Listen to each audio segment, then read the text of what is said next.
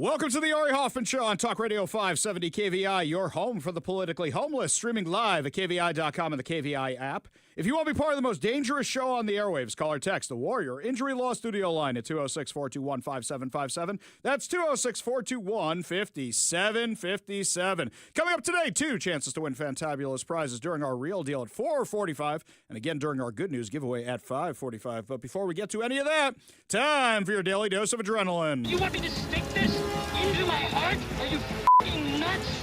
Top story of the day is a little personal to me.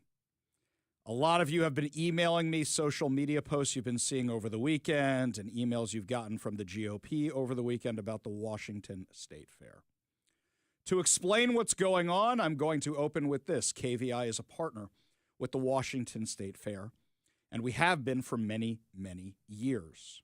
So we have some insider information here you're not going to get anywhere else.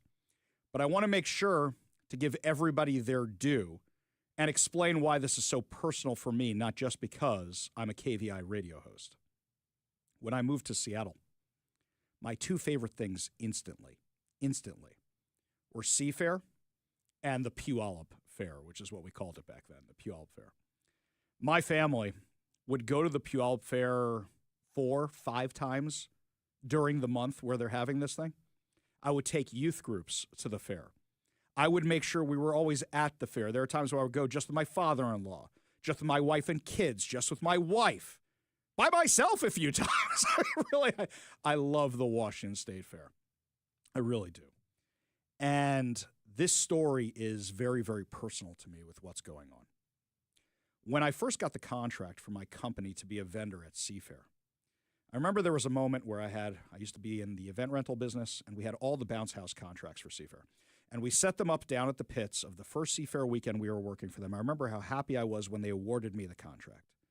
But even happier was the day where I set up all the bounce houses down at the pits at Genesee Park. And it was like 5 a.m. And me, I always get to these kind of things early. So I get there at 6 a.m., even though the gates aren't opening till 10, 11, whatever it is. And I flip on all the blowers and everything's inflated. And I just took a video of everything, and I was so happy because it's my company's name, and I'm at a thing that I love, and it's my stamp on it, and I'm part of this thing that I love so much. Last year, I had the same experience at the now Washington State Fair. I'd been going there for years, and I know KVI's been a sponsor of Military Appreciation Days for years, but until last year, we couldn't make it so I could actually be at the fair on behalf of KVI while there was a Military Appreciation Day. Last year, the schedule aligned, and I was able to be out there. And what was so great was you walk in, and the KVI logo is right there at the entrance to the fair.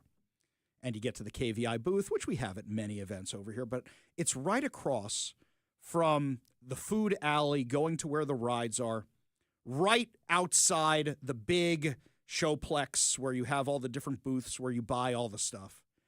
And I'm across from where my family every single year takes those dorky pictures of the old-timey photos. And I'm thinking, I'm now part of one of the things I love most in Washington State.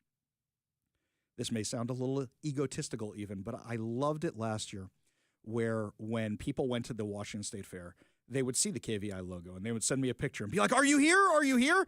And these are family members. These are friends. Are you guys here today? Am I going to see you? Are you broadcasting from here?" My kid taking a picture under the sign with his friends. "Look where I am, Dad. Look at the logo. Look at this." It just gave me such a sense of pride. I'm part of something that I love in Washington. Saturday night, I came back online from being offline for 25 hours for the Jewish Sabbath, which I am every single week. And and you're not a robot, right? It's like I came back online, powering up. Actually, Friday night powering down. Actually, it's more than you know, sir. Okay, Actually, because that it is really true. is. Turn on the computer, turn back on the cell phone. You're not wrong there, sir. You're not. C-3PO trying to fix the Millennium Falcon. He's like, if you won't be needing me, sir, I'll power down for a while. Yeah, sure, 3PO, go ahead. Yeah, that's me for 25 hours every weekend. That's exactly what it is, Mike. Perfect analogy. What happens is my wife saw this before I did, and she sent this over to me. This tweet from Travis Couture, representative here in Washington of the state legislature. And what it is, it's a letter addressed to a pro-life group as I understand it, the Alliance for Life, from the Washington State Fair on their letterhead. And it's addressed to the person who applied for a booth this year. And it's from June. And it says, Miss Conover, who I believe is the person who is being addressed here. The Washington State Fair received your request for reinstatement of participation in the Northwest Connections exhibit during the State Fair in September. In review with our board of directors, we are upholding our decision to decline your request for participation. Previous participation in exhibits and attractions at the Washington State Fair does not guarantee continued involvement in perpetuity. The fair periodically reviews and updates our offerings to the public along with guidelines for participation. The Northwest Connection Department exhibitor composition has been reviewed and evolving to meet our current guests' interests within the alignment of the fair's mission and values. The fair acknowledges that we have different perspectives regarding your booth and its display. We believe that your efforts would be better suited at events that more align with your mission. We appreciate your understanding and wish you success in your endeavors. Signed by the Chief Experience Officer of the Washington State Events Fair Center. How is a pro-life group not in line with the values of the Washington State Fair? It's not the Seattle State Fair. It's not the King County State Fair. It's the Washington State Fair. And let's look at a map of the Washington State and see how red it is anytime you get outside of King County. Where is the Washington State Fair? Do the Puyallup. Now, I know some people say Puyallup's been going more Democrat these days, but when you go to the Puyallup Fair, as we still call it, when you do the Puyallup, you could buy a MAGA hat from any hat vendor there. You could buy a cowboy hat. That place is as Americana as you can get. Now, by the way, if pro-abortion groups had wanted to be at the fair, I know that I've seen the Democrat booth there before, and I've disagreed with the Democrat booth there before. And last year I walked up to the Democrat booth and literally nobody was there talking to them. Those people look so bored. They look so bored. But what's wrong with this? Now, to play devil's advocate for a second, you want to say we're moving away from politics. That's fine. But did you make that clear in how people signed up to be a vendor for the booth? And also, did you inform your booth vendors who were there last year, hey, guys, we're making a change? Here's something else. This thing is dated June 4th. Why are we only finding out about this on August 10th, August 9th? Did nobody know this was going on? Well, because what Travis Couture wrote is the Washington State Fair is run by partisan hacks and political cowards. They banned the Pierce County GOP booth after years of participation, but kept the Democrats. They can't handle free speech, so they censor like the petty, corrupt losers that they are. He then does an update because I'm confused. Hang on. You posted the abortion thing, but that's not the GOP's letter. What's going on with the GOP? Now I'm a little confused. And then he writes, update.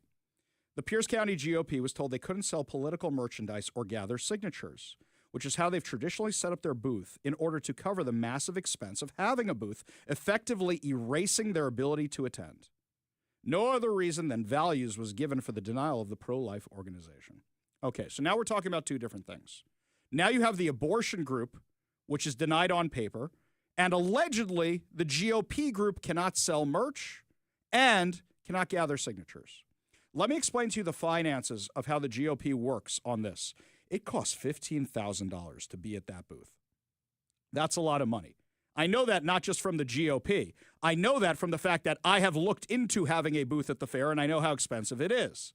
I know it costs a lot of money. So the GOP, when you go there, what happens is they always have their merch that they're selling, the MAGA hats and the T-shirts and everything else, and that offsets the cost somewhere in the range of $6,000 to $9,000, depending on how well they do in a year. And then some people who have the initiatives, some people spend some campaign money on the initiatives, subsidizing the booth. The GOP spends some money, and you're able to afford the huge price tag for these things. And I'm not mad about the price tag because the fair still got to cover expenses. The fair still has to make money. I get that. But telling them they can't sell political merchandise, you've essentially now made it unaffordable for them to attend. And by saying you can't gather signatures, you're now saying there's no point in you attending because that's why the GOP goes. But here's something else that may have been set up. What may have been set up is that now you realize heading into an election season, you're now going to have people on every single corner outside the fair harassing people to come in trying to get the signatures there. Whereas if you went to the GOP booth at the Washington State Fair, which I have been to several times, you walk up, by the way, there's been times where they know who I am. There's been times where they don't know who I am, and it's pretty entertaining both ways. But you walk up, you look at their stuff. Oh, what are you guys doing here? Well, we're collecting signatures. Well, we're giving out Declaration of the Independence. Well, we're selling stuff. They're not out there going, sign, sign, sign, signs. They're not doing that. Very passive, you might say. Very, very passive. They're not harassing anybody. And I know this from the two different ways I've gone to this booth. One, as me wearing all my KVI gear. Hi, guys, it's me. Look, it's me. Right? And the other way where I just walk up with my family and I'm like, how much is that? How much is that? And no matter what, they're always civil. They're always nice. And they're always like, oh, would you like to sign? That's it. It's passive. Very simple. So how can you get rid of these people? How can you do that? So I reached out to the GOP. I heard from them what was going on. And then I reached out to the Washington State Fair, who we're partners with. And I got this statement from the Washington State Fair. The Washington State Fair applies the same exhibitor guidelines to all organizations. These long-standing rules, including no signature gathering or political merchandise sales in marketplace buildings, help maintain the guest experiences. Groups wishing to gather signatures may apply for a space in the designated free speech area. The Pierce County Republicans were not denied space. They were asked to agree to these rules, and discussions are ongoing. Regarding merch, the category they're in doesn't allow for selling of merchandise, but there are commercial vendors selling all types of products. Hang on a second here. They've been doing this literally for years. 4 years. If there's a problem with what they're doing, shouldn't you tell them there's a problem with what they're doing rather than saying these are the new rules? Because then you start getting into all the speculation. Oh, well, the CEO or whatever board member, they're woke. And by the way, them shutting down their social media accounts didn't help when I started going looking to verify that whole thing. But shouldn't you tell them beforehand? And shouldn't you say, guys, it may not work out this year, or guys, apply for a commercial permit, or guys, here's how we do this. This free speech area is by the green gate. For those of you that don't know the layout of the Puyallup Fair, the Washington State Fair, there's the gold gate, the blue gate. What's the other one, Mike? The red gate, I think? Red gate, Red gate, yeah. Those are your prime entrances. That's where you want to be, the blue gate being the most prominent of them. The gold gate being second, red being third. The green gate is all the way on the other side. You may not even know it's there. It's past all those booths of little kiddie stuff that nobody really goes to. It's in the boondocks. The free speech area, you're lucky if anybody comes over there. Now, if you say, we're trying to cut down on the political stuff is a little too divided, I understand that. But then maybe have the conversation beforehand. And for all we know, that conversation happened beforehand. In fact, we're going to have the public relations manager for the fair on at 3:30 today. We're going to have David McMillan from the GOP on at 4 o'clock today because I want all sides of this story and I want to know where it went wrong. Because here's something that's upsetting to me, is that right now the GOP sent out a letter. The GOP sent out a letter that says the Pierce County Republican Party will not be participating in the Washington State Fair this year due to new imposed restrictions that prohibit us from offering merchandise for donations to support our work, as well as gathering signatures for citizen-led initiatives. These activities have always been an important part of our outreach, allowing us to connect with voters, share our values, and support grassroots civic engagement. We believe in the importance of free expression and equal access for all political perspectives at public events. Unfortunately, these new restrictions single out and limit the ability of organizations like ours to fully engage with the community. As a result, we have made the difficult decision to forego participation this year. We encourage all citizens to take this moment as a reminder of the importance of voting and civic involvement. Do not buy into the narrative that Republican and independent votes don't matter. They do, and every election counts. The ballot box is one powerful way to make your voice heard, but it's not the only one. Every dollar you spend is also a vote. Choosing where and how you spend your money can send a strong message about the values and freedoms you support. Our focus will remain on serving the people of Pierce County, defending constitutional rights, and ensuring that every citizen has the opportunity to be informed, involved, and heard. We look forward to finding and supporting other community events that respect and encourage open participation from all viewpoints. Now, this is a good statement, but the problem is they haven't been banned yet. And we're in the middle of trying to solve this and trying to work this out. And I just wish somebody had contacted us, not that they necessarily put 2 and 2 together, that we've been a sponsor for years, but I kind of wish that somebody had put 2 and 2 together earlier and come to us back in June and said, we're having these problems. I'm not victim blaming. I'm not. But saying we're having these issues, can you talk to them? Can somebody? Because they may not have realized we've been partners for all these years. And I want to say this, is that right now, if the fair changes their minds, the GOP has now kind of boxed themselves in where now they have to go.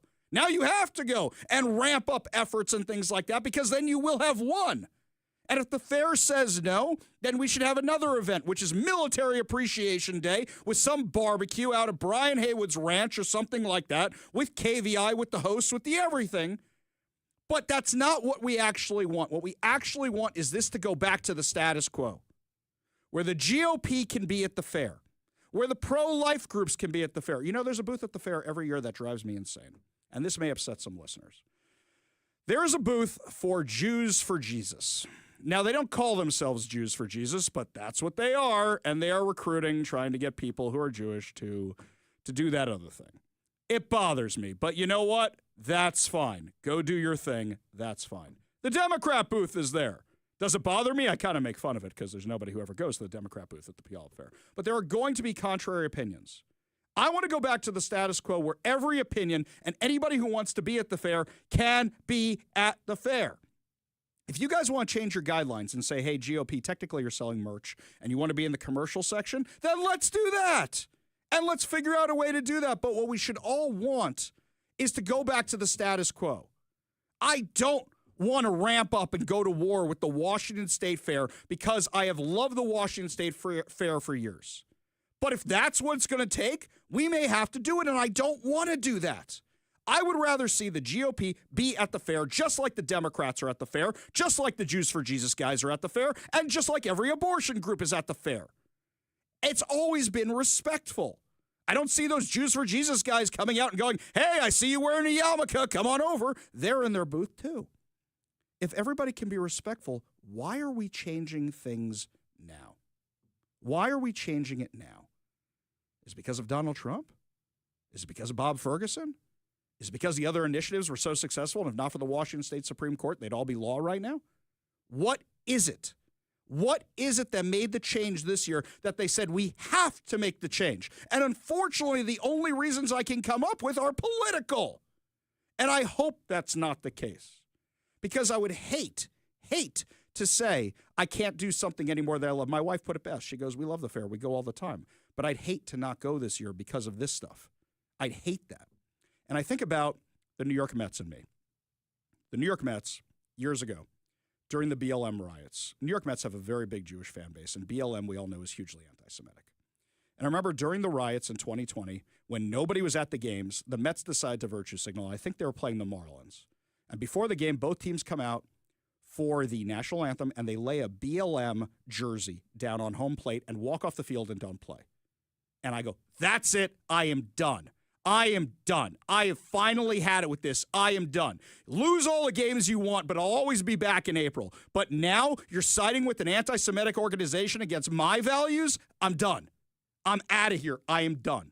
Luckily, the Mets got bought the next year and stopped doing a lot of that nonsense, so I didn't have to burn my jerseys.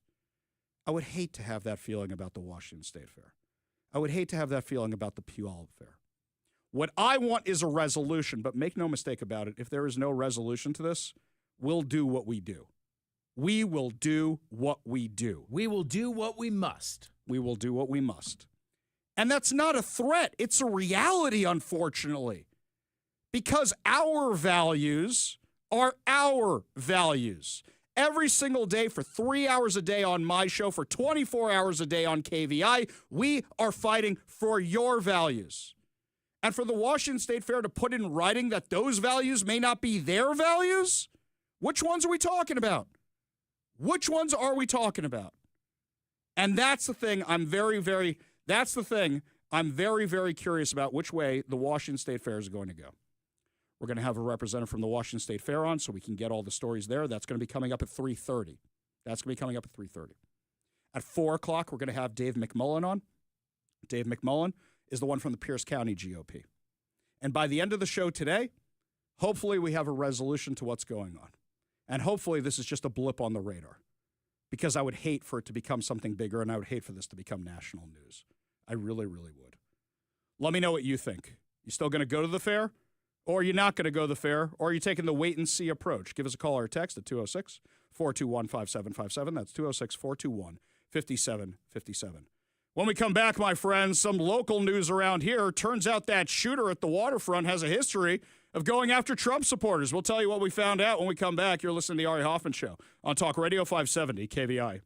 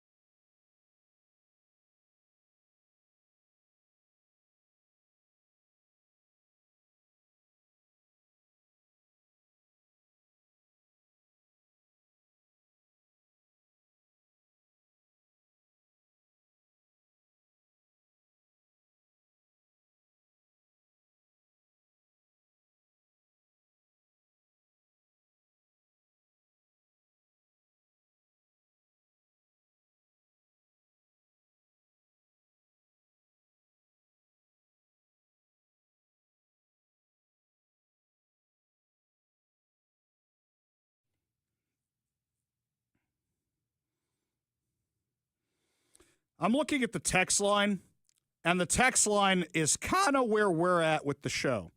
And people don't want to boycott the fair, but they will if they have to. As I said, that's not a threat. That's just a reality of the decisions you make. Decisions have consequences, just like elections have consequences. I mean, there's some of you that are gung-ho, boom, boom, boom, let's go boycott the fair. If we get a resolution to this thing, are you still going to boycott the fair? You give us a call or a text at 206-421-5757. That's 206-421-5757. This one from Forrest Cat. Ari, I signed the voter ID initiative petition yesterday at the Northwest Washington Fair in Linden.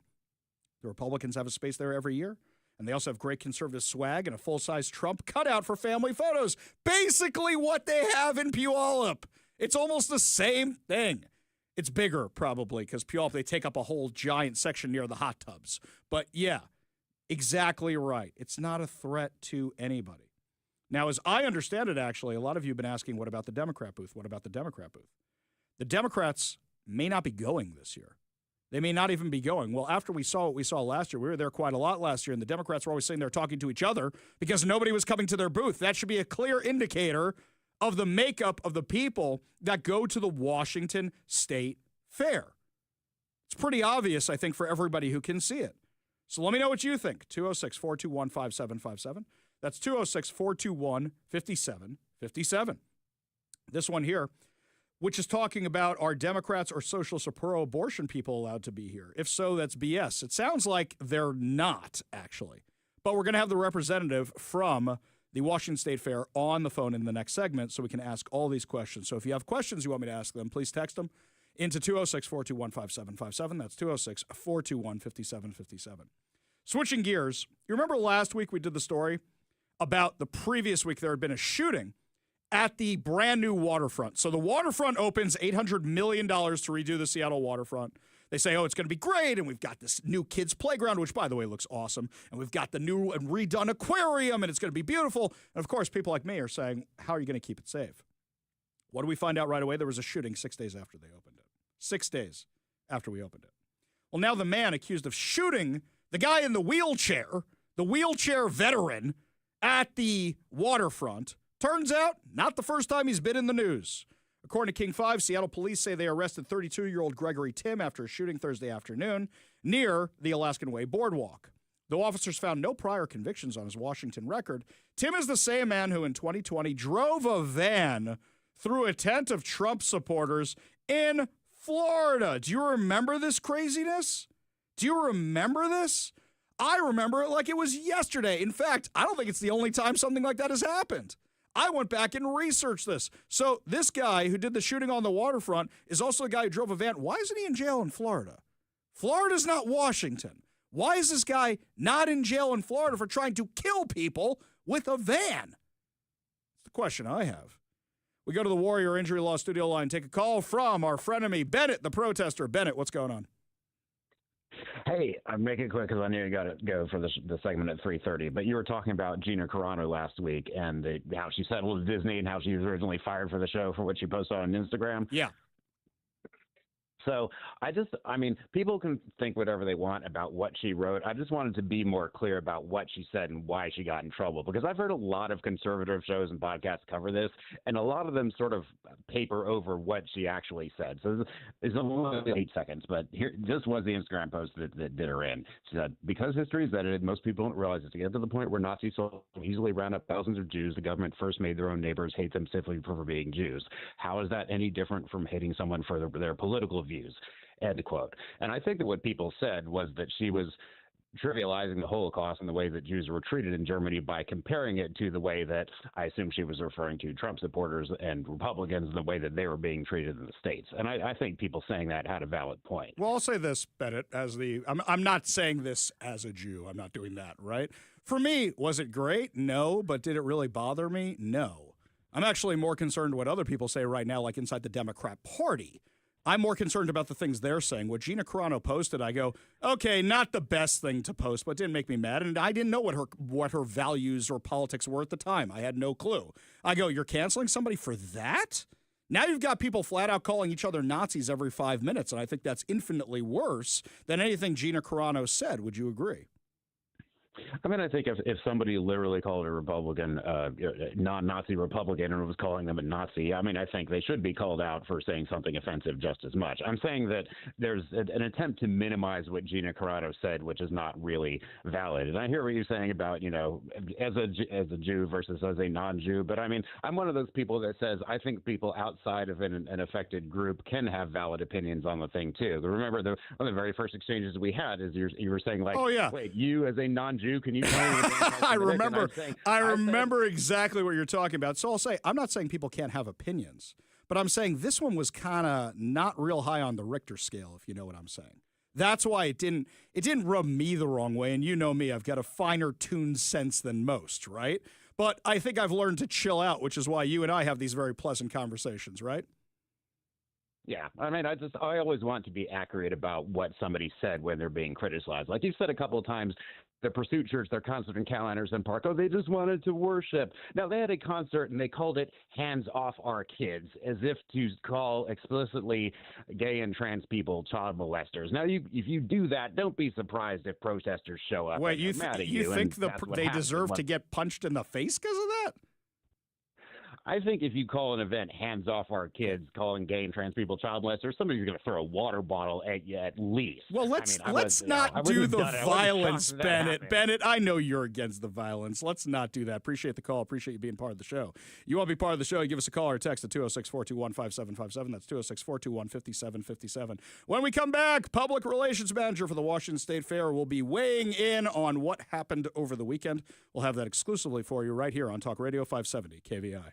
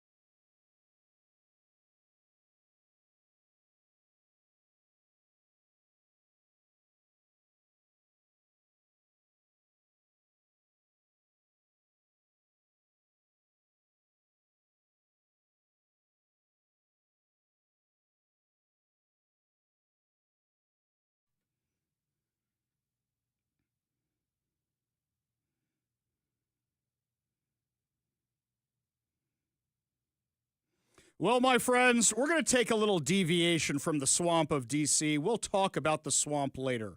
Right now, what we're focusing on is what is going on here in Washington State with the Washington State Fair. As I mentioned earlier, KVI is a partner organization with the Washington State Fair, so we went right to the source to find out what's going on. Joining us now on the Warrior Injury Law Studio line, Public Relations Manager for the Washington State Fair, Stacey Van Horn. Stacey, how's your weekend been? Hi, a little busy. How are you, Ari? I'm doing great, thank you. But you know what? I'm always busy this time of year, so. I figured you would be, but maybe got a little bit busier this weekend. So let's go to the very, very top. The narrative out there is that a whole bunch of conservative-aligned groups are not allowed to be at the Washington State Fair, weren't allowed to have booths at the Washington State Fair, weren't allowed to sell merchandise, weren't allowed to collect signatures. I know that's a lot I'm throwing at you. Why don't you tell us what happened from your perspective? Yeah, so first of all, a lot goes in to what we look at when we bring in hundreds of booths and hundreds of vendors, and we have different areas of different kinds of vendors at the fair. And so we're talking about a few different things right now too that kind of got lumped together over the weekend. And what I want to start by saying is we also value your partnership, thank you, that no one was denied anything based on the fact that they're conservative, but rather all these criteria I just spoke of that, that go into consideration. The fair is apolitical. We always have been. We don't hold or promote any different position from the pro-life group that, has been brought up this weekend. Again, there's a few different things that you just mentioned. But I just want to start by making that very clear. And that has been kind of the biggest misconception, I think, over the weekend. All right. So then let's take these one at a time. Let's start with the pro-life group because you went there first. So we'll go to that one, okay? Yeah. So this one here, it says the Northwest Connection Department's exhibitor composition has been reviewed and evolving to meet our current guests' interests within the alignment of the fair's mission and values, and this was sent allegedly to the Alliance for Life. So now it says after that, the fair acknowledges that we have a different perspective regarding your booth and its display. We believe your efforts would be better suited at events that more align with your mission. What am I missing here? So that letter we can absolutely we will take the hit on. We understand how that could be interpreted or misinterpreted.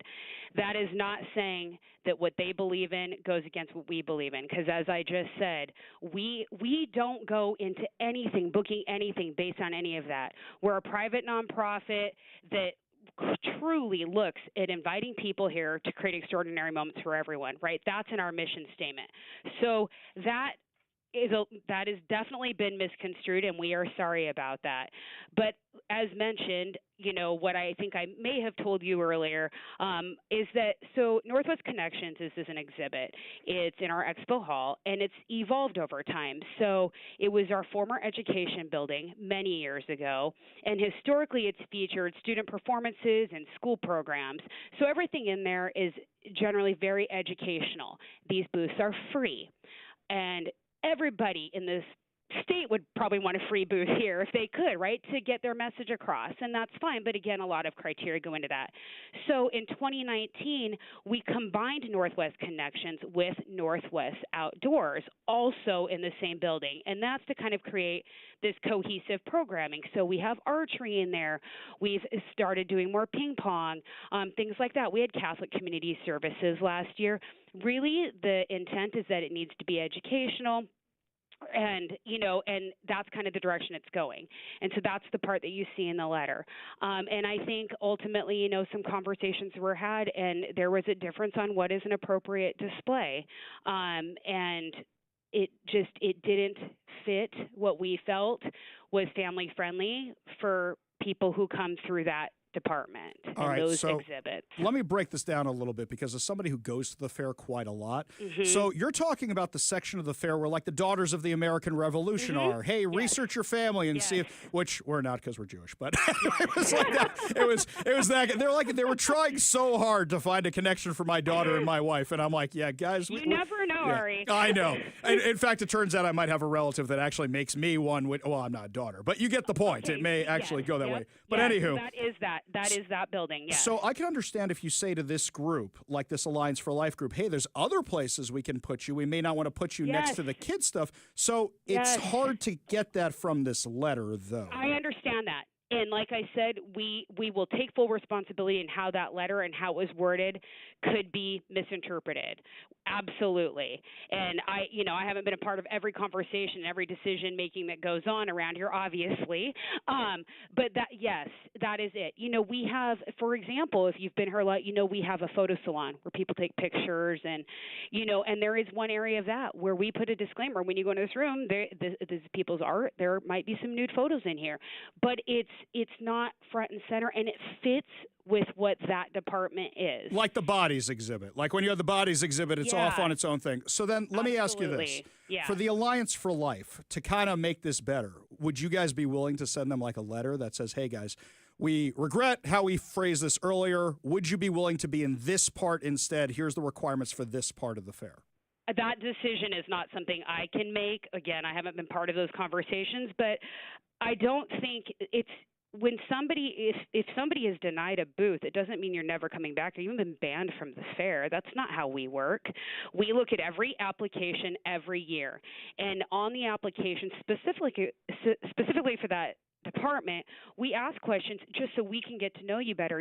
Are you a religious organization? Are you a political organization? This is so we can better understand when we look at all these criteria of where you might best fit. So somebody may apply one year and somebody may not apply another year, and so we just are going to take it on a year-by-year basis with everybody who applies. Okay, so let's switch gears over to the GOP.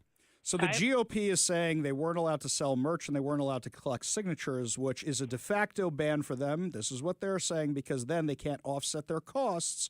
And then if they can't collect signatures, what's the point of being there? Now, I know from going to their booth many times, they've been doing this kind of stuff for years. So what changed with this year?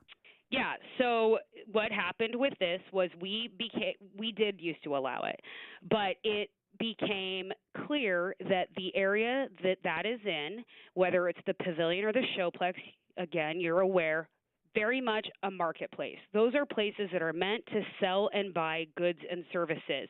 It's not really where political parties should be. So we took a look at everything last year, 2024. So this is not new this year. We updated policies and contracts in 2024. So there should be no signature gathering and no selling of the merchandise last year. And so we have the free speech area that, by the way, we've had for more than a decade. Because when we took a look at this, the free speech area is actually over by Green Gate. And so if political parties want to come and gather signatures, we figured that's the best place to do it, when people come in the gate, not where they're in the middle of a marketplace, because we don't allow them to go into the aisles and do hawking and grab people and bring them to their booths, and they were. And so we've had those ongoing conversations, and we have not told them they can't come. They just have to abide by guidelines that are the same guidelines for every political party, for every exhibitor, for every vendor. Okay, so Stacey, I'm going to interject myself a little bit here. Okay? I'm going to put myself into this conversation, even though I have no business doing so. I'm saying that right off. If there was a way that we could actually find things work for, let's say, the GOP or let's say the pro-lifers and the fair and work that out, and we were able to do that, do you think, I know you can't necessarily speak on behalf of the board or anything else, I understand that, but do you think they'd be willing to have that conversation so that maybe we could figure out a way so everybody wins in this case? There's still an ongoing conversation, and that's why we were kind of hurt actually over the weekend, because my colleague has been having conversations with the GOP, with their booth, ongoing, daily almost. So when we saw that, we thought, what? We're still having conversations trying to figure all this out. Nobody's been denied. But yes, there is a contract. Policies have been updated that in this side where you've been, whether it's you or the Democratic Party or the Libertarians or anybody, you can't gather and you can't sell. It doesn't make sense. It doesn't fit with people trying to sell their comforters and their vacuums and just, you know what I mean? So those conversations are absolutely ongoing. Again, we're not the end-all, be-all. We're not, no, you're never coming back here. No, this isn't going to work. That's not how we do it at the fair. We want to be a place for everybody. So you're saying hot tubs in this area, but not the politics? Right. Okay. Okay. All right. Stacey, I appreciate you joining us today. I know it's been a busy weekend for you. Thank No you so problem. much for being with us today. Really do appreciate it. All right. I'll talk to you soon. Hope to see you at the fair. All right. Have a good one, All right. Stacey. You too. If you want to weigh on this, you give us a call or a text at 206-421-5757. That's 206-421-5757. When we come back, more of your texts, more of your phone calls about the top story regarding Republicans here in Washington this weekend. You're listening to the Ari Hoffman Show on Talk Radio 570 KBI.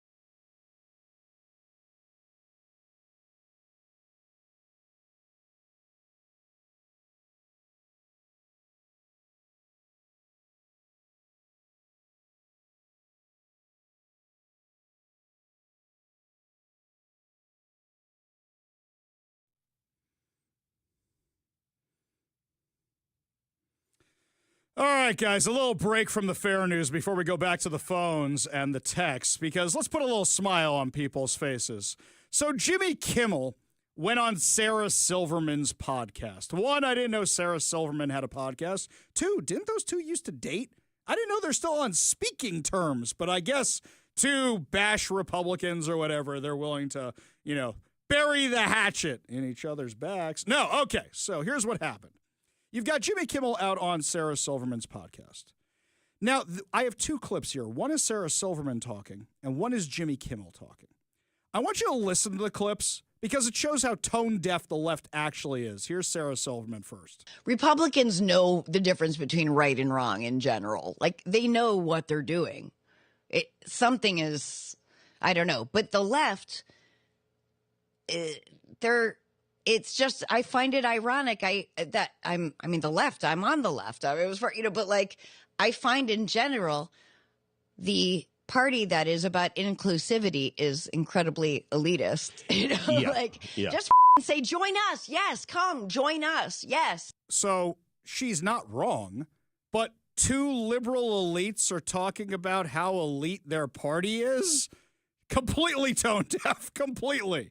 Now here's what Jimmy Kimmel said.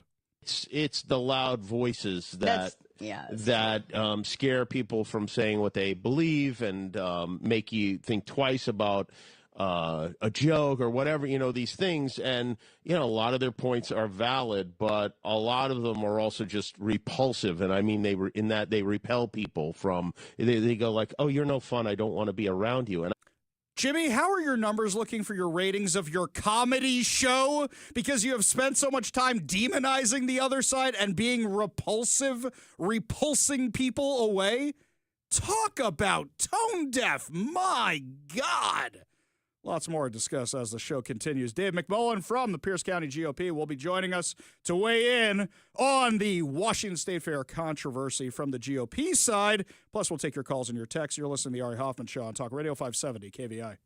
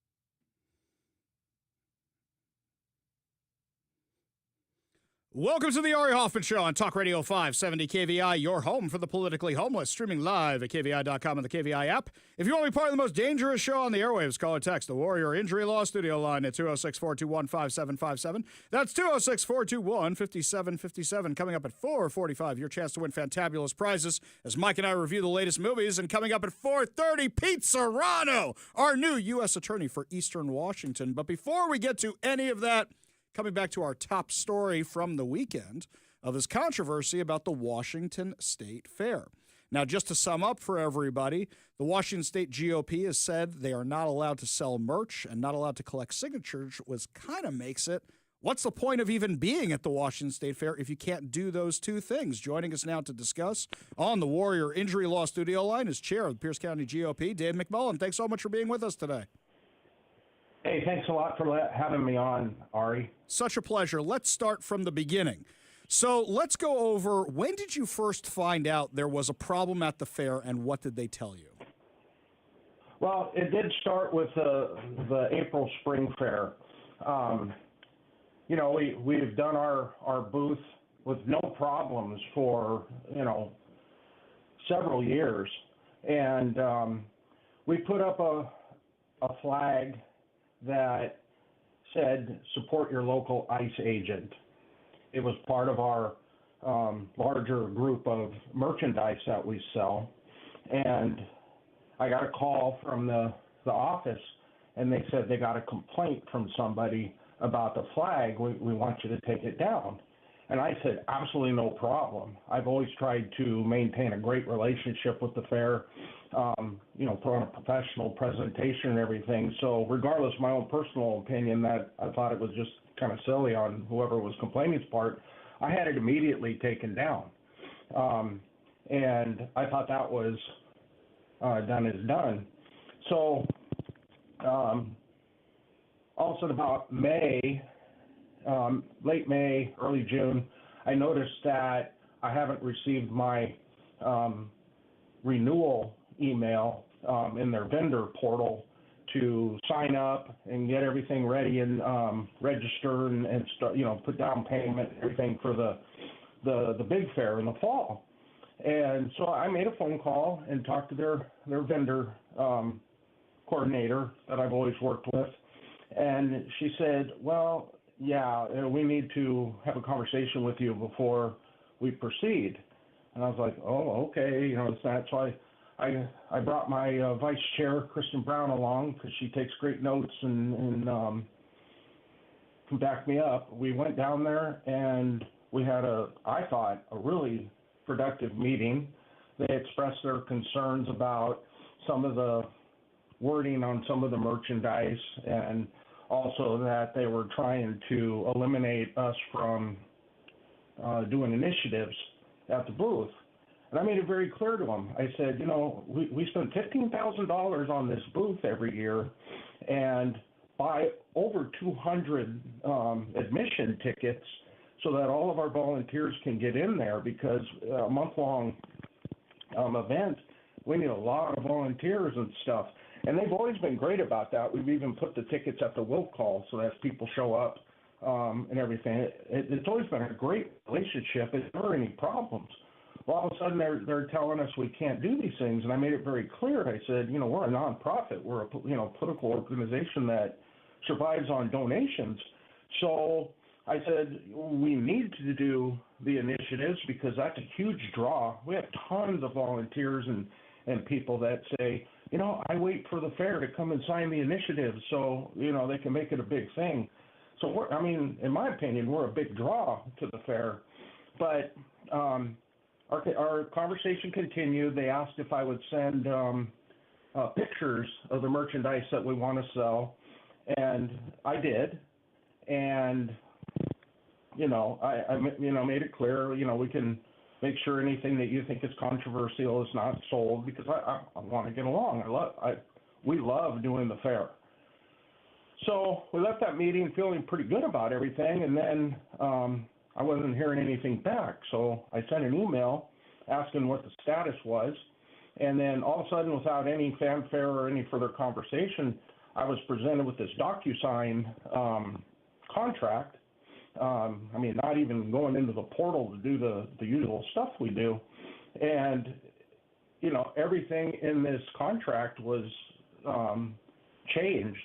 And they'll try to say, send an email back, oh, this is no different than any other contract you sign. I said, no, it isn't. I have all the contracts. And you made a new contract, especially for us, that said that no signature gathering, and also that we could only present merchandise that was current candidate specific or issue specific. Hang on one second. Let me stop you right there, Dave. When did you get the contract sent to you? When did this happen? It happened about 3 weeks ago.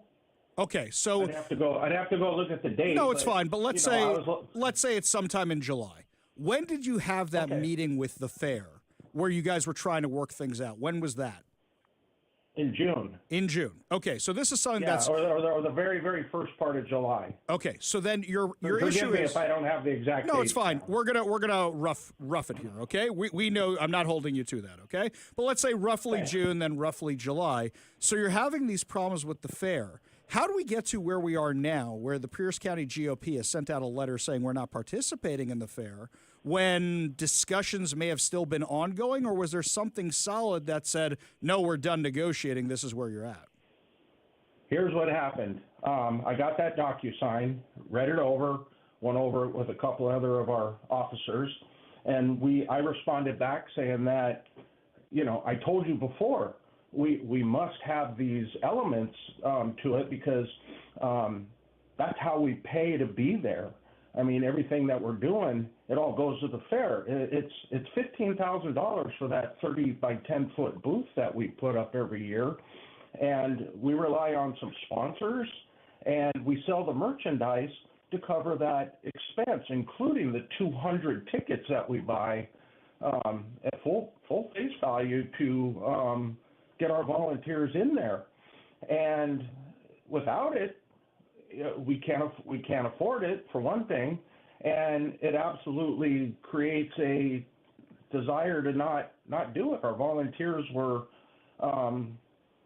disappointed. However, I tried to send follow-up emails saying I need clarity, I need to discuss this further, and I got absolute dark. I did not get a response to any of my emails, and we just reached a point here a few weeks ago where, you know, people are asking because we start in mid-July prepping for this, the fair, ordering merchandise and just all the things that we have to do and start recruiting our volunteers. So I had to make the announcement in-house to our people that it looks like we're not going to be in the fair because I can't get anything back from them. And being that the only thing they presented was terms that we just couldn't accept, we made the decision we're not going. And I got a lot of internal backlash. I mean, not at me, but people were pissed and saying we need to do something, we need to do this, we need to do that. Now I'm still wanting to not make a scene with the fair. I'm very disappointed, but all of a sudden when the word got out we weren't going to be at the fair and why, I started getting feedback from all kinds of other organizations where they said that they've been denied to go to the fair and this, and other. And then I got that letter where this pro-life group that we work with says that they're not being allowed to be in the fair anymore because what they represent doesn't meet the fair's values. Right. We read that letter. We read that letter earlier in the show, and we know which one you're talking about. So let me ask you this. Let me ask you this, Dave, Sure. just to clarify a few things. So number one, you want to be at the fair. You want to sell merch at the fair. You want to collect signatures at the fair. So if the opportunity, if they reneged on this and they said, okay, you know what, you guys can come back and do usually what you do, we may put you somewhere else in the fair or something, but would the GOP still be interested in doing that? Oh, we're absolutely interested. However, like I said, it's a task to get this all done. As of now, sponsors that I would be courting to give us, $5,000, $6,000, $7,000 towards it, I haven't connected with them, and we have to order the merchandise, which isn't just sitting in some warehouse to just grab and go. I got to make an order and get everything together. And then there's a tedious process of putting that volunteer group together and making out the schedules and stuff. It's not an easy task. So as of this point, they've put us in a position where I'm not sure we could pull it off. So to play devil's advocate for a second. I love the fair, and I want to be at the fair. Sure. So to play devil's advocate for a second, is that I understand where you're coming from with all this. It's gotta make sense, and logistics. There's a ton of logistics in this for a minute. But then, why announce that you're officially not going now? Was it just because word got out? Because it seems to me you guys were still trying to work something out. We come to the decision that we were out. I mean, here we are, only about 3 weeks away from the fair starting. I'm not getting any feedback from my emails, and everybody was pushing that we need to make an announcement, because I'm getting phone calls and emails. Is fair on? Is fair off? Are we doing this and that? People want to make their plans for if they're going to volunteer and all that. So with the fact that it's obvious that conservative groups are being shut out, first I pointed out, because the letter you read and stuff, that one really set me over the edge. I was just like, this is nonsense.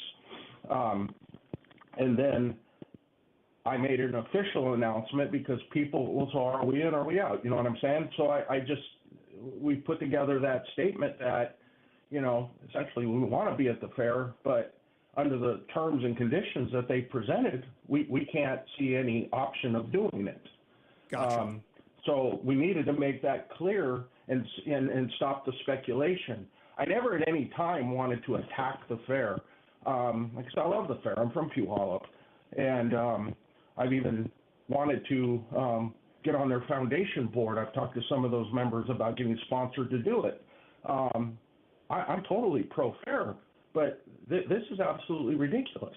Yeah, and I hear the challenge with the logistics and ramping up. Believe me, I understand. I've run businesses that require a lot of people. I've helped start schools. I've run youth organizations. I can only imagine what it takes to do something like that every day for a month. That's something I probably couldn't handle. We're talking with Dave McMullen, who's the chair of the Pierce County GOP, about this controversy over the Washington State Fair. So let me ask you this, Dave. Let's say we could solve it for this year, and you may have a logistical problem, but let's say the fair said, you know what, we're going to go back to the way things were, and we'll have you guys back next year. Would that be something you're still interested in? I'm absolutely interested, but what I'm also interested in are the groups that they're denying for their various reasons. I mean, the fair is a community event. People from all different points of view go to the fair and enjoy it, and they want to experience. I'll put it this way, Ari. If I was sitting here happily getting my booth together and I found out the Democrat Party was getting shunted out for whatever, I'd be down there raising holy hell, because I don't agree with them, but I want their point of view out there. It's not about my party, my group, whatever. It's about the dialogue, the exchange of ideas and stuff. So I would want to fight for these different groups like Moms for Liberty and a few others that just want to have a booth.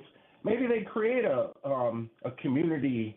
I mean, they say they've got this little thing. That was one of the things that really blew my mind, that I thought was so ludicrous, is they said, oh, well, you can have people come to your booth and you can educate them on your initiatives and everything, but they need to go over by the Green Gate where we have this special area for that kind of dialogue, and they can sign the initiatives there. So I'm saying, okay, so now I need to buy 400 tickets because I got to have people to man the booth and man that area. Plus tell them when they're ready to sign, you need to walk all the way across the fair, because we're over by the blue and gold gate in the showplex, and that thing's all the way over by the Green Gate. I mean, you can walk all the way across the fair, and it's not a little area.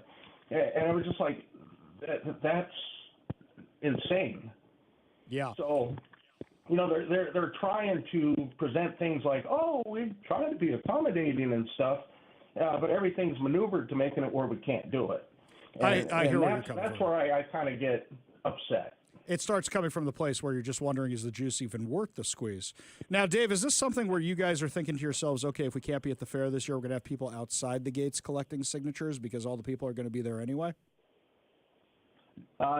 We have no plans on that. And one of the things I did point out to them is that I've always talked to the groups like Let's Go Washington and stuff that do all the paid signature gatherers and stuff, that by having us in the fair, it doesn't create the need for those guys to be at the gates, which I understand from their point of view is kind of annoying, or not everybody wants a clipboard shoved in their face when they're getting ready to go have fun at the fair. It's a win-win for everything. So I just don't understand why they are, when it's never been an issue before. We've been doing this, it would be our 5th year, and we actually were at the spring fair where we've had our big booth, we've had whatever initiatives were on the table at the time. We've always sold merchandise to help cover our expenses. It's not a money-making thing for us because we put so much money out. That stuff, recoups our expense. That's all our money to spend donor money. Sure. But we've always had the opinion, go big or go home. And people have come to enjoy and expect it. And that's one of the surprising things that I saw is all the people that were posting on Facebook or texting me and emailing me saying how upset they are because they always love to come to our booth, hear about candidates, sign initiatives. They go to the fair on purpose. They're going to sign the initiative at the fair. So they're buying a ticket because they want to sign our initiatives at the fair and then go and enjoy it. I mean, it just blows my mind. And maybe they make so much money that when I'm talking 25,000 plus all the extras and stuff, that might be chicken scratch. I don't look at their budget, but I'm looking at the Pierce County Party booth as being a positive, asset to the whole thing. I'll just say, Dave, I love your booth. When they had a complaint, I acted to it immediately, even though I didn't agree. Right. I acted on it. I love your booth. I go to visit your booth every single time we're there. Sometimes I say who I am. We love when you come. Oh, thank you. But yeah, I love your booth. Dave, we're going to stay on this. We're going to keep following this. I appreciate you shedding some light on what's been going on behind the scenes.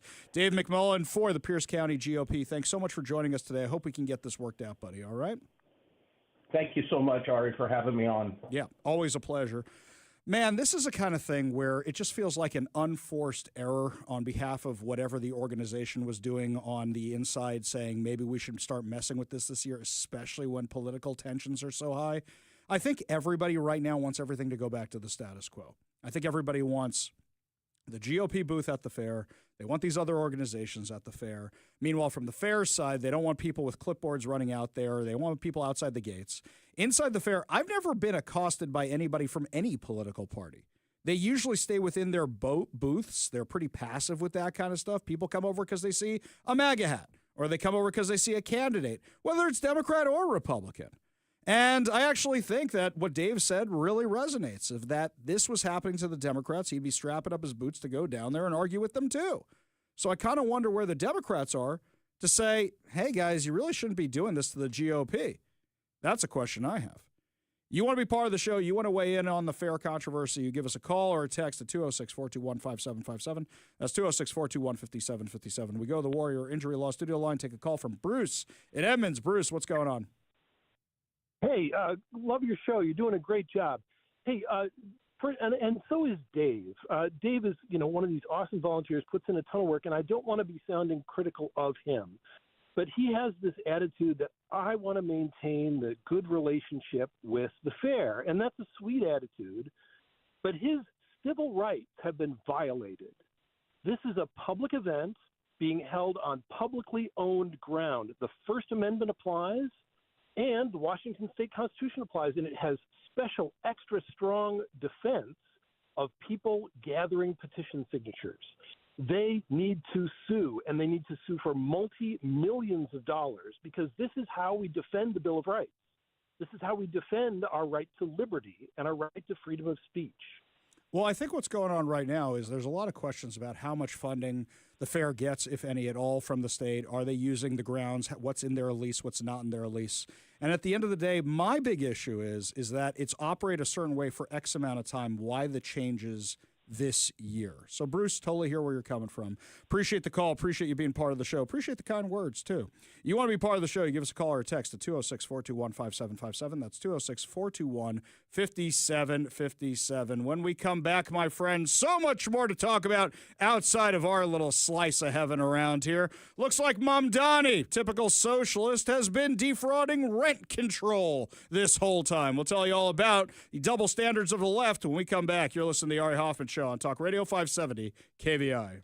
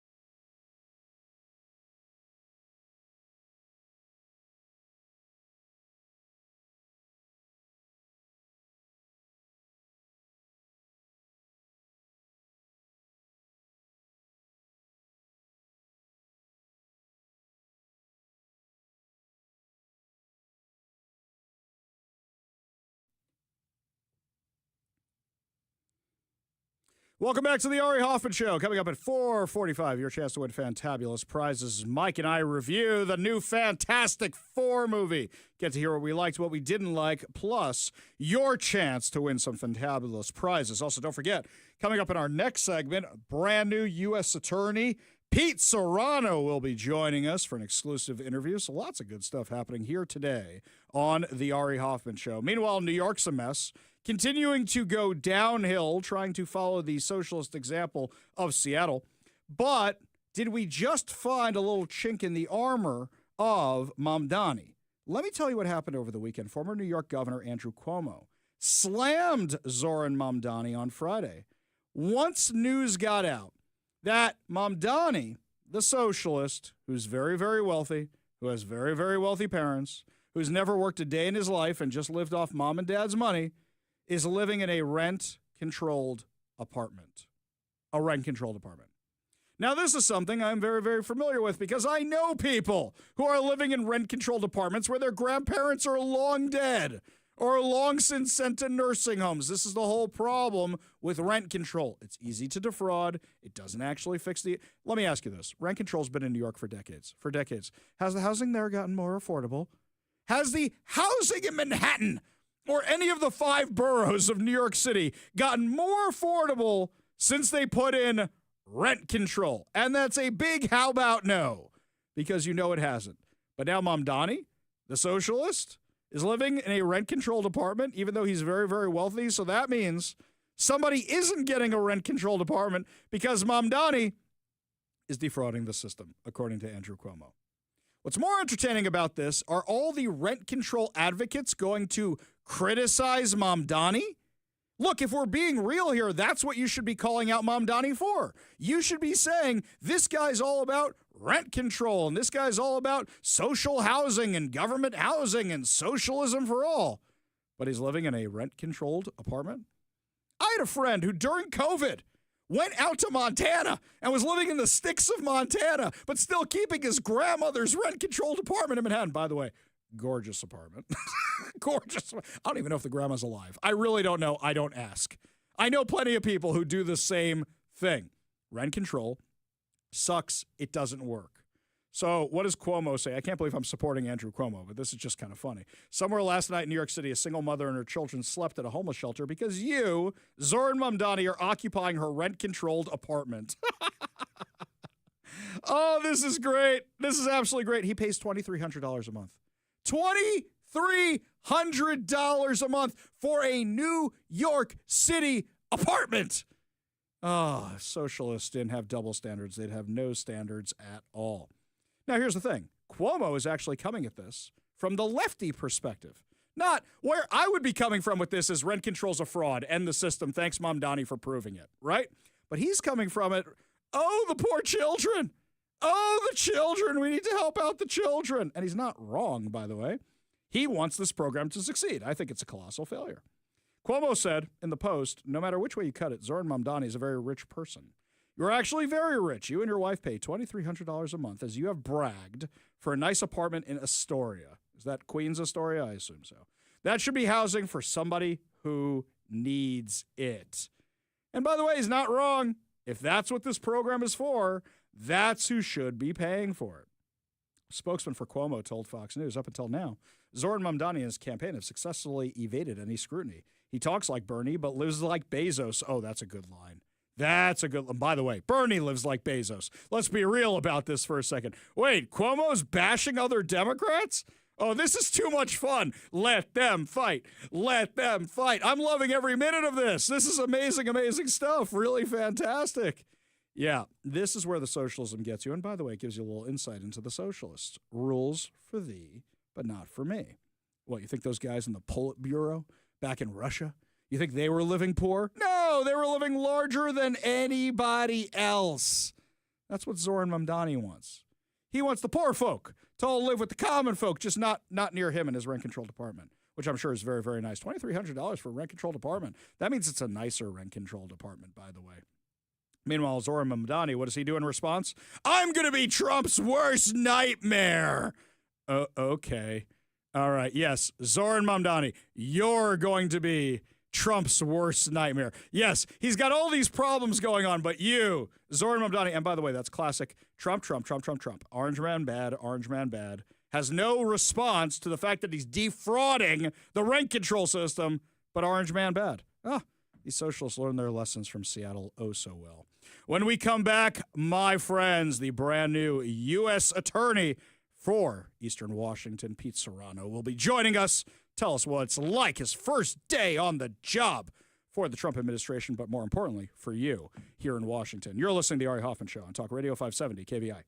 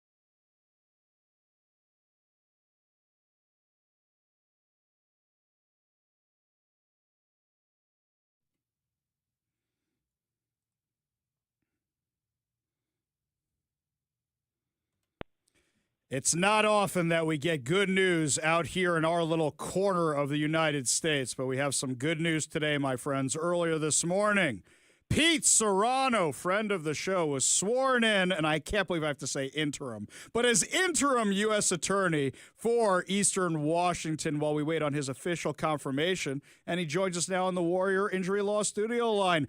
Pete, I don't know what to call you. Do I call you Mr. Attorney? Do I still call you Pete?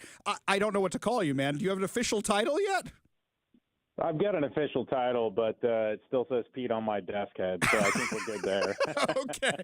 So, Pete, congratulations. We are so happy for you. We are so happy this happened. Give us a little behind the scenes. We're drooling, just going, all right, so did Trump call you himself? How'd this work out? How'd it go?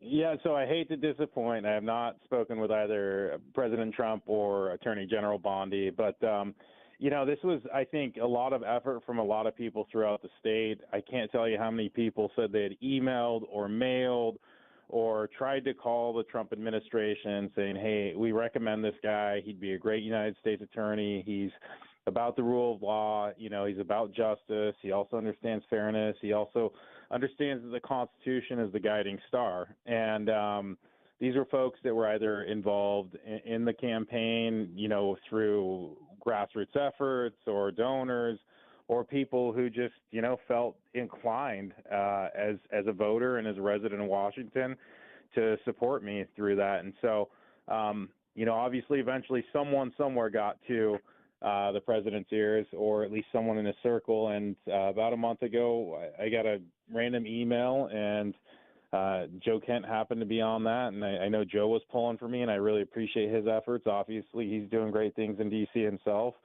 And kind of from there, there's a couple of phone calls, a couple of, fill out the paper, and eventually here we are. That's fantastic. This is great news. So you excited to talk to Patty Murray in D.C.? That's obviously going to be part of it, and so it'll be an interesting conversation. I do think that, the reality is I think I'm the right fit for the office, not just my skill set, but I think I've got the leadership, and certainly I've shown that I have great care for Eastern Washington with the time I've spent on Pasco City Council and as mayor, and the effort to become the state's attorney general. I think, if we can get through everything and just kind of talk details of what I intend to do and achieve as the United States attorney, keeping our streets safe. I mean, it might shock you. There's a thing called fentanyl that's a problem throughout our state, and sadly it has leaked over from Western into Eastern Washington. And so, there's obviously some real critical safety elements to the job where I think it's a nonpartisan issue. The best interests of our citizens here and protecting their rights and their livelihoods and their safety. Hopefully, we can have that, candid conversation. Say, this is what I intend to do to make life safer here. I got to say, Pete, I'm so thrilled about this, but also I remember watching the debate between you and Nick Brown. And I remember watching these debates and saying, my God, Pete is so much more qualified for this role than Nick Brown. I hope he ends up in a different role. And look, here you are. So you mentioned it. You said you want to do the work here in Washington. You mentioned fentanyl.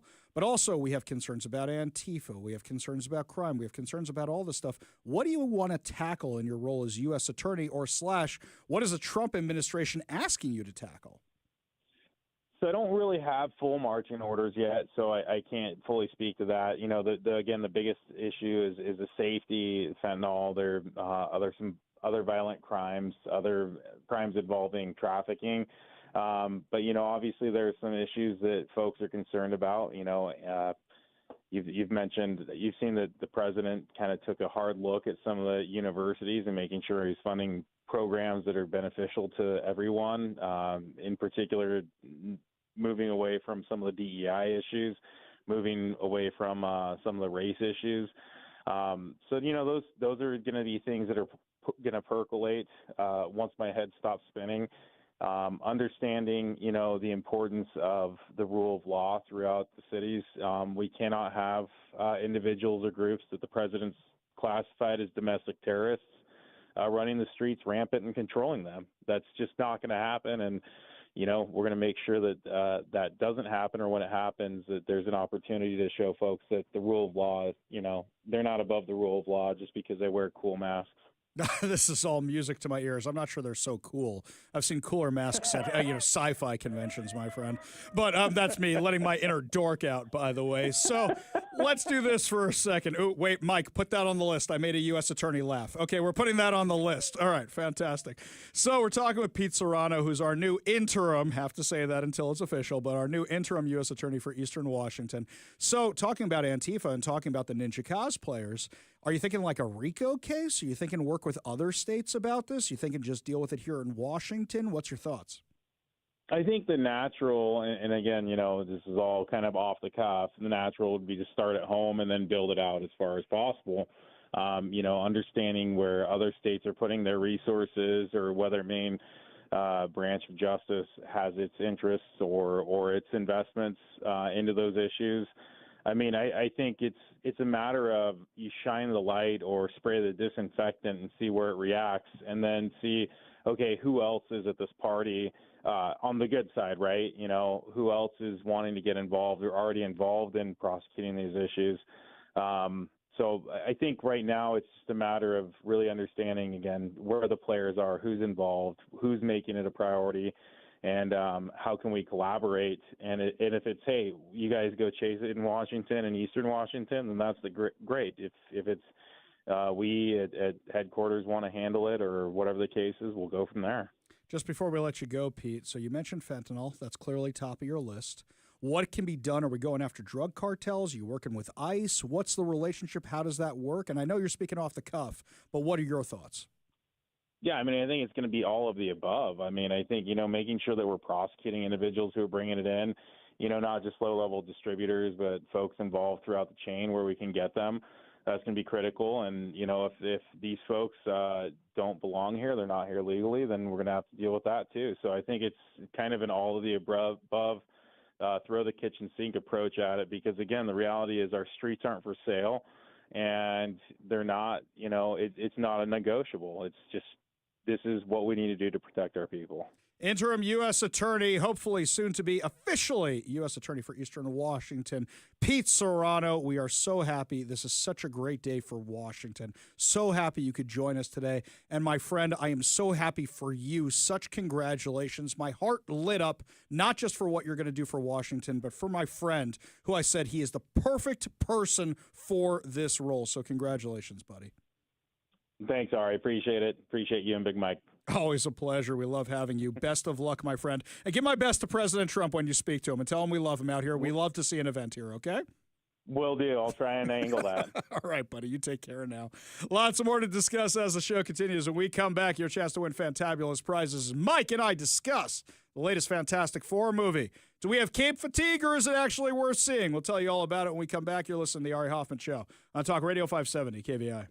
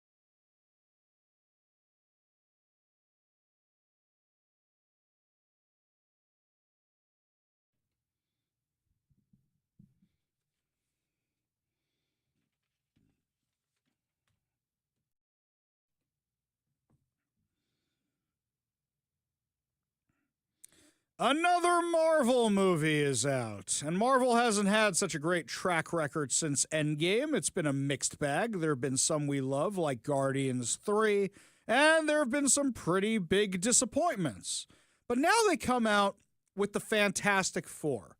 Now, I'm one of the few lone people that like that first Fantastic Four that came out in the early 2000s. The Roger Corman one from 1994? Not that one. I said early 2000s, not the one where the guy sneezes and sets fire to a bush. That one, which I think we're talking about the same one. Not that one. But then there was the reboot and there was the sequel, and everybody kind of gave up on the Fantastic Four. So now they bring back the Fantastic Four, and they did something fascinating with this movie, and you can see it from the trailer, so it's not really a spoiler. They set it in kind of this 1960s Futurama utopia kind of thing. And it was a clever idea. It was a sweet idea. It was a nice idea, and the movie's fine. It's fine. I'm not saying don't go see it. And it's doing pretty well at the box office. But for me, I'm kind of looking at this thing and going, okay, I think the problem that Marvel has done to itself is I'm not getting wowed anymore. And I think that's the biggest problem with this movie, which is not necessarily the movie's fault. It's more the fault of what goes on when you give us everything we've wanted for so long that now what's left to give us? We've seen everything we wanted to see. You've even thrown in things we didn't know we wanted to see. You've done some really amazing stuff. To wow us is really going to take a lot. And I'm kind of wondering, when you're trying to shoehorn this into the expanded universe with the multiverse and with the fake new Avengers and the whatever, the Thunderbolts, whoever they are, I think you're kind of doing it a disservice. I think you kind of need to take a break for a while. That's my take on this. There's nothing wrong with the movie. I just think the whole franchise, the whole everything from Marvel needs a break for a little while. The pumping out a movie every year is what's doing this to us. Mike, what are your thoughts on the movie? Because I know you had some. Oh, I think it's fun.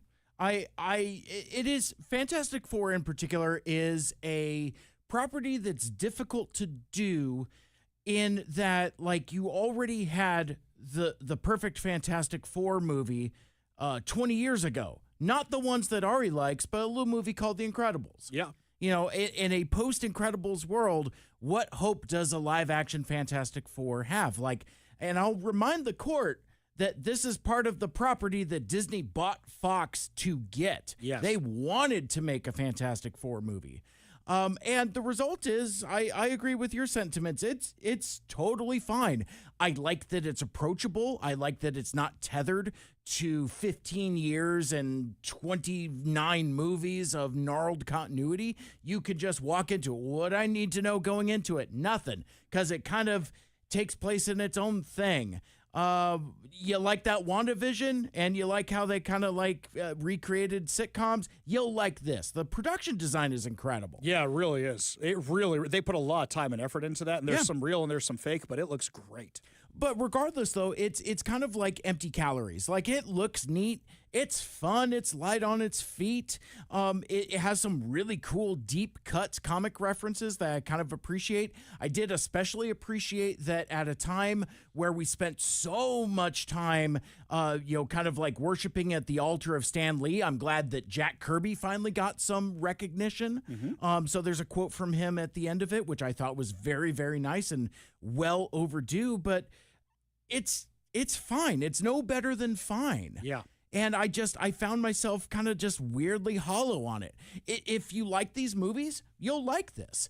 If you don't like these movies, it's not going to turn your head or change your mind. So now it's kind of like a weird outlier, because like the approachability is a double-edged sword. It's like, on one hand, you could just walk in and see it, but also it's not connected to anything else, so what are we even doing? Right. I'll also say is that the Marvel Universe took some people who were lesser known and made them big stars. It took big stars and made them bigger stars. It resurrected Robert Downey Jr.'s career. Now you've got Pedro Pascal, who's in everything. And there's not so much ooh and ah about what they can do with the characters. I think they all did a fine job with the movie. I think they all did a fine job. There's nothing to complain about. But for me, I don't know. It didn't feel like, they nailed it with the casting. It was just fine and approachable and good. It's all fine on the casting. Very quickly, I'll let you finish your thought. But like, I just think it's funny that in 25 years we still can't get Sue Storm quite right. It's like, first of all, you take Jessica Alba, which was terrible, one of the most gorgeous women walking this earth, and you put her in a bleach blonde wig and these painful looking blue contacts. Yeah, that was really bad. Then in the 2015 reboot that nobody saw, including myself, you have Kate Mara, who's a brunette. Yes. And now I like Vanessa Kirby quite a lot in those Fantastic Four movies, but like, she graduated the Benedict Cumberbatch School of hammered flat American accents. So like, she looks the part, but she's British. Yeah. So and it by the way, kind of everybody's British in this movie. Yes. Maybe try it in a British The accent. Americans who go to space are all British. Before I forget, your chance to win fantabulous prizes. Today we're giving away two tickets to an advanced screening of Nobody 2, starring Bob Odenkirk as a suburban husband, father, and workaholic assassin Hutch Mansell. Nobody 2 is only in theaters starting on August 15th. All you have to do in order to win these fantabulous prizes is be caller number 10 at 206-421-5757. That's 206-421-5757. Phone lines are open now. Give Mike a call for your chance to win. When we come back, my friends, lots more on the Washington State Fair news, but also Donald Trump is federalizing law enforcement in Washington, D.C. We'll talk all about it when we come back. You're listening to the Ari Hoffman Show on Talk Radio 570 KVI.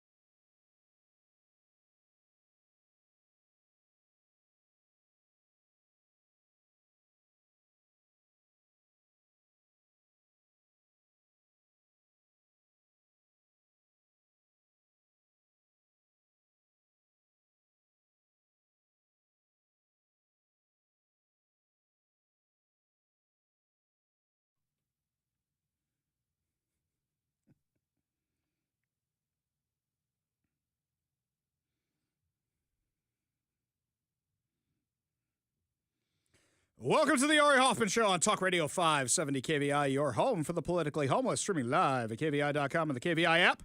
If you want to be part of the most dangerous show on the airwaves, call or text the Warrior Injury Law Studio line at 206-421-5757. That's 206-421-5757. Congratulations to Kathy in Renton. You're going home with 2 tickets to an advanced screening of Nobody 2, and your next chance to win is coming up at 5:45 during our Good News giveaway. But before we get to any of that, you know the story we were hitting pretty hard the last couple weeks about the Kirkland theater manager who was detained by ICE?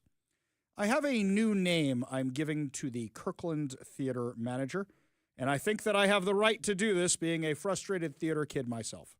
From now on, he will be the Kirkland drama queen. That is what I'm going with from now on. And it's not because of trans, it's not because of drag, it's not because of that, it's because of this so sad article in the Seattle Times of the guy who's wanted for theft in Brazil and how hard this has all been on him for breaking the law and coming here under false pretenses. Oh, the humanity. Oh. Give me a break. So let me describe this article to you. It looks like the picture of the drama queen was taken on the side of a freeway on one side of a chain link fence. This was the most manufactured garbage I have ever seen in my life. I haven't seen something this bad since AOC crying at a fence next to a parking lot. And it's taken through the fence, so it looks like he's behind the fence. Who took this thing? Who took this? Akash Pamarthi from the Seattle Times. Okay, here we go. There we go. I was hoping to blame the AP or something. Nope. It's the Seattle Times. Headline, like I'm a hostage. ICE detention haunts Kirkland theater manager. Oh, the humanity. Oh. Fernando Roca has been out of ICE's detention center in Tacoma for almost as long as he was in, but he still doesn't feel free. A black monitor strapped to his left ankle. He can't travel outside of Washington State. He has to check in with the Department of Homeland Security authorities virtually each week and in person every 2 months until his asylum hearings, which has yet to be scheduled. You mean because this guy came here on a visitor's visa, a tourist visa, and then all of a sudden he said, I'm seeking asylum. I'm being persecuted. I really liked it, which means you meant to do it from the first place. There are ways you can come here and seek asylum. You don't get to do it on the last day of your stay in the U.S. when your visitor's visa is about due. In his car, he wonders if he'll get pulled over by immigration and customs enforcement again. At home, if they'll come to his door. My life is now a nightmare. I feel like I'm a hostage. Oh, the humanity.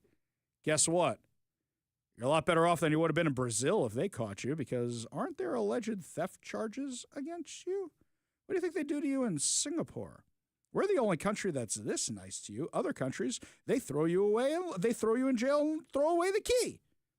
The theater manager at Juanita High School in Kirkland spent nearly 2 weeks at the Northwest Detention Center after being detained July 17th on the grounds that his tourist visa had expired. Oh, my God, this just hit me, Mike. You know what they're going to do as their production this year would be my guess?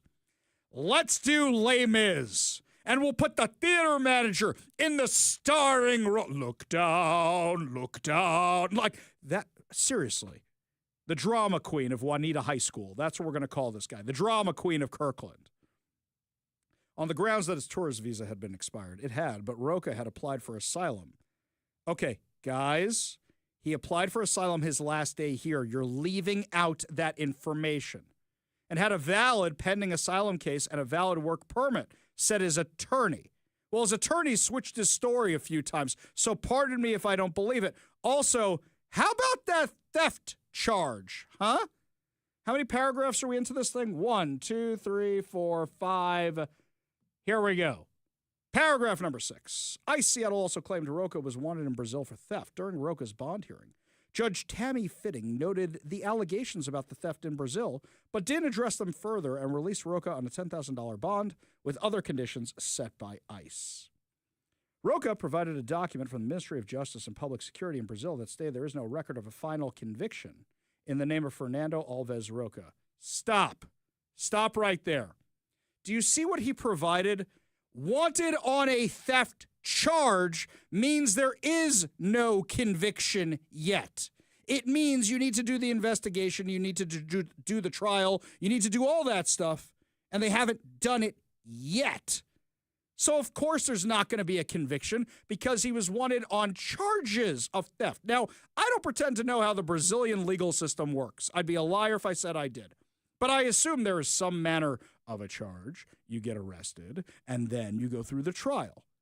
The way they are sugarcoating this mess is so typical of the Seattle Times, from the picture to the headline to the 6 paragraphs before you find out what's actually going on with this guy. I'm so grateful not to be in the center, grateful for my attorney and funds from GoFundMe. Oh, I'm so tired of GoFundMe. I wish we could just shut down GoFundMe. I know they do a lot of good work, but how many frauds have we found, like the one we discussed with Brandy Cruz last week, where it was funding for a murderer? I'm so tired of this. I really, really am. There is more than $36,000 dollars for his bond and legal fees. He says the ankle monitor is embarrassing, kind of barbaric. I have no criminal records.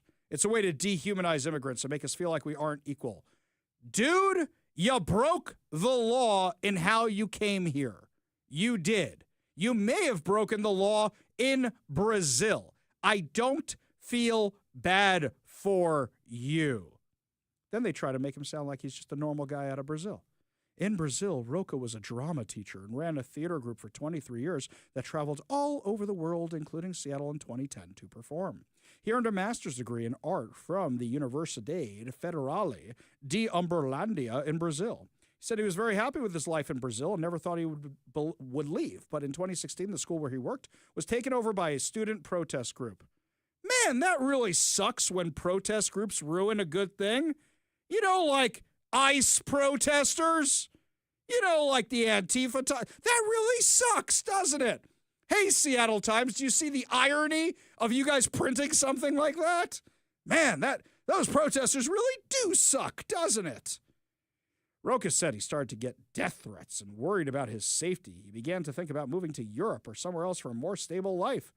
He came to the United States in 2018 on a tourist visa and thought he might return to Brazil if conditions improved. They didn't. Then the pandemic hit, and it made it even less appealing to go back home, and he decided to apply for asylum. Stop! End of sentence. How many paragraphs is that in? 1, 2, 3, 4, 5, 6, 7, 8, 9, 10. On the 10th paragraph, 10th, they bury that this guy changed his mind about why he was here. I don't care what else you have to say. By the way, this article goes on for like 30 more paragraphs. What's it like inside the center? Enough. The Seattle Times is not a newspaper. The Seattle Times is an opinion rag that nobody should subscribe to anymore. And let me tell you something. If you subscribe to the Seattle Times, you are part of the problem. Anytime they get a letter from you, you know what they say? At least they're reading. Because you know what we say about people who call and yell at us? At least they're listening, right? That's what we say. Oh, they're texting. They're listening, right? That's what we say. And that's what the Seattle Times is saying about you. Unless you actually cancel your subscription to these lying you-know-whats, insert your perfect expletive here, nothing is going to change. I tell the story about the woman in my synagogue. I think I mentioned this last week. A woman in my synagogue was really mad about something they wrote about Israel. She came up to me and she said, "Can you believe it?" I'm sorry, there were 2 women in my synagogue. One came up to me, "Can you believe it?" And I said, "Well, what'd you do about it?" And she goes, "I canceled my subscription, but I really missed the crossword." And I said, "I'll tell you what, the Seattle Times gets their crossword from somebody else. Here's where you get your crossword. No problem. Problem solved. Subscribe to the Wall Street Journal. They deliver to Seattle." Other woman, "Oh, I'm so mad what the Seattle Times did." I go, "Have you canceled your subscription?" And she looked at me sheepishly. And she goes, "Well, I can't cancel my subscription." Why not? Why not? Is there any news you get from the Seattle Times that you can't get anywhere else in the world?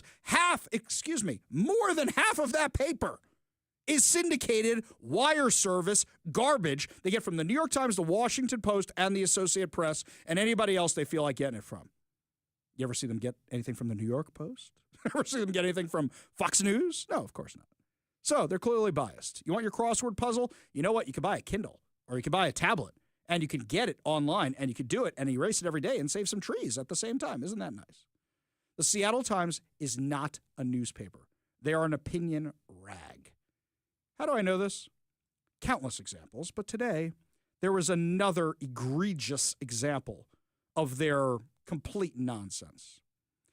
So we told you last week how they grabbed that picture from the New York Times about children allegedly starving in Gaza. The New York Times had to print a retraction/correction about the fact that the kid had genetic disorders. It wasn't because of starvation. Otherwise, why isn't his mom starving who's in the picture? Why isn't his brother starving who's in the picture?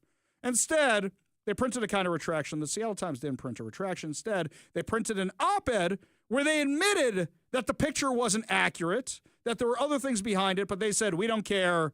We know what's going on. Yes, I'm sure from downtown Seattle, you know what's going on in Gaza. Look, I consider myself an expert on what's going on the other side of the world, and I don't know what's going on there because I'm on the other side of the world. Okay, guys? So apparently, a lot of you canceled your subscriptions to the Seattle Times over this. Apparently, a lot of people in the Jewish community canceled their subscriptions to the Seattle Times.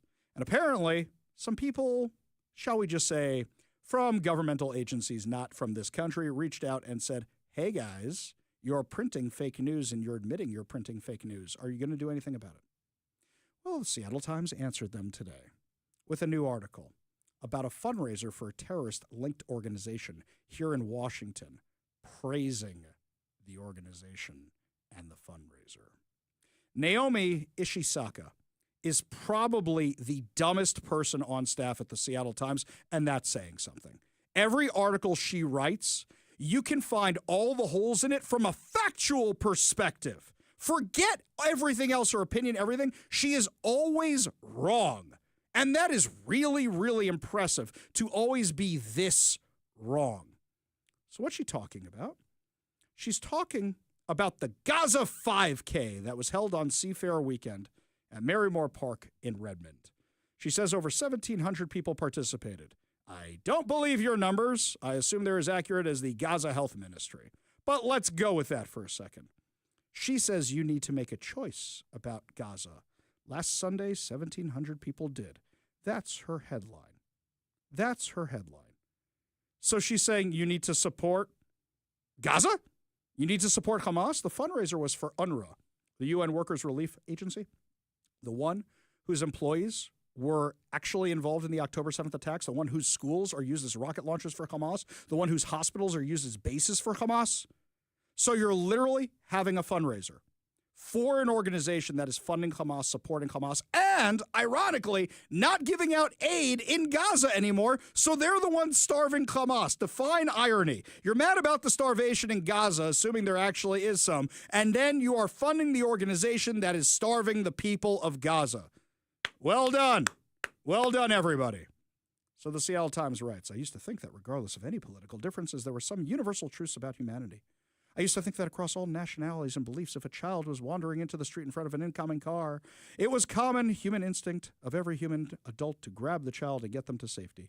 Now I know better. Now, sadly, I know that instead of swooping the child into their arms, there are people who would rather dither and argue that we don't know enough about the circumstances to act.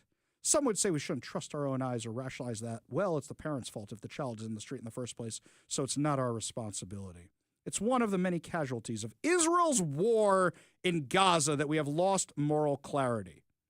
Lady, there wouldn't be a war in Gaza if Hamas hadn't attacked 1,200 civilians, killing them, kidnapping 250 more, still holding 50 of them in tunnels in Gaza, raping, torturing, murdering, injuring thousands. Where was your moral clarity then? Hey, Naomi, did some checking, by the way. Mike can vouch for me on this. I was a mess when I came back from the October 7th screening. I was an absolute mess. In November of 2023, the Israeli government was doing screenings all over the U.S. for the media of what actually happened so we could see what happened in Gaza. 45 minutes of some of the most horrific things I will never get out of my mind. I was tearing up. I was a mess. Thank God I had John Carlson there with me. But the entire media was invited. Did a little research today, by the way, Naomi. You were invited too. I didn't see you there. Otherwise, I would have been more than happy to introduce myself because back then, I didn't know who you were. I didn't know. I would have said, oh, that's so nice. You work for the Seattle Times. We have a difference of opinion on political things, but very nice of you to make the effort. Very nice of you to make the trip. You canceled last minute. You canceled last minute. You were one of the first RSVPs and you canceled last minute. Why didn't you go, Naomi? And here's something else. The Seattle Times wrote this a week after the event happened. The Seattle Times sent their business reporter to the October 7th screening, and you still haven't written an article about it. Or better yet, you sent Frank Blevins, or Frank Blevins managed to get himself into a screening of CEOs in Seattle. He managed to get himself into a screening and decide to lecture everybody there on how we need to have a conversation about what's going on right after the atrocities committed by Hamas. You didn't write an op-ed about that, Frank. So, you guys are quick to shill for the terrorist-aligned organization, but you guys aren't actually talking about what's really happening on the ground there. She goes on to praise the United Nations. She goes on to talk about, the poor Palestinians who are suffering. I think, how many paragraphs down is this? 1, 2, 3, 4, 5, 6, 7, 8, 9, 10, 11, 12. She mentions October 7th. Then she mentions October, 12 paragraphs down. But then she compares it to what's happening to the Palestinians in Gaza, citing the numbers from the Gaza Health Ministry in the article without acknowledging that it's run by Hamas. She pulls out all these numbers that have been debunked time and time and time again, including by Hamas itself. We're reading this nonsense in the Seattle Times. We're funding this nonsense in the Seattle Times. There is no topic they're good at. I take that back. Their sports section isn't bad. I like their sports. Unfortunately, there's not a basketball team here in Seattle. But I look at the Seattle Times. Is there a reason you should have a subscription to this outlet? Is there a single reason you should have a subscription to this outlet? The answer is no. The answer is no. They suck on local stuff. They suck on international stuff. They're terrible on national stuff. And they are so biased. But here's the thing, guys. Just like you don't want your taxpayer dollars going to the wrong things, why are you spending your money on the Seattle Times? Let me tell you something about my own life. When I first got the radio job, I said, I have to be the most informed person in the world. And I subscribed to the New York Times. I subscribed to the Seattle Times. I subscribed to all these different outlets. And then I said to myself, Hoffman, what the hell are you doing? One, that's a lot of money, and there's easier ways to get these articles. But two, you're funding the people you are ripping all the time. You're ripping their coverage of COVID. You're ripping their coverage of the homeless, but you're the one who's funding it. So I canceled all my subscriptions, how brief they were, and I'm still on everybody's email list. Still get their emails. If you are still funding the Seattle Times, you are part of the problem.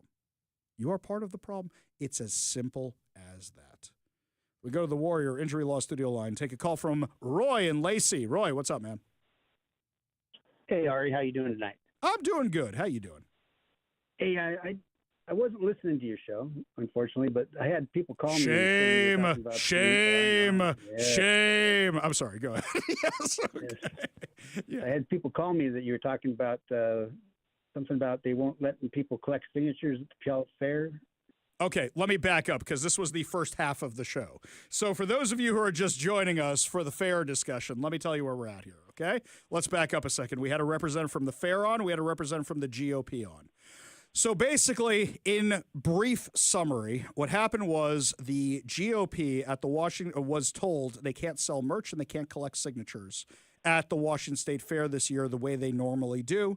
They were told if you want to do that kind of stuff, you could do it somewhere else, but it's very difficult and you can't sell certain kinds of merch. And basically that's like saying, well, you can't do what you do here, so is there even really a purpose to being here given how much money you spend doing this? There were also some pro-life groups who got letters saying they couldn't be there either. Now, the fair acknowledges that the way they wrote those letters was not the best, and as a result of them writing these letters, there's this whole backlash that they're doing that they're trying to undo right now. The GOP sent out a letter saying we are not going to the fair, so that kind of limits the options of what we can negotiate here because KVI is a partner with the fair, and I was hoping to solve this, and I was hoping to get them back at the fair, but our options are kind of limited right now. The GOP said they would love to be at the fair this year. The fair said they would love to have the GOP at the fair this year, but there's some things that need to be worked out. The question is, are those barriers that are insurmountable? Because I think we could all agree, Roy, we want the GOP at the fair, and we think it brings people to the fair, and we want to be able to sign those initiatives. I think that's a summary of the last hour and a half. So what is particularly zero in laser on the signature gathering part? Why won't they allow that?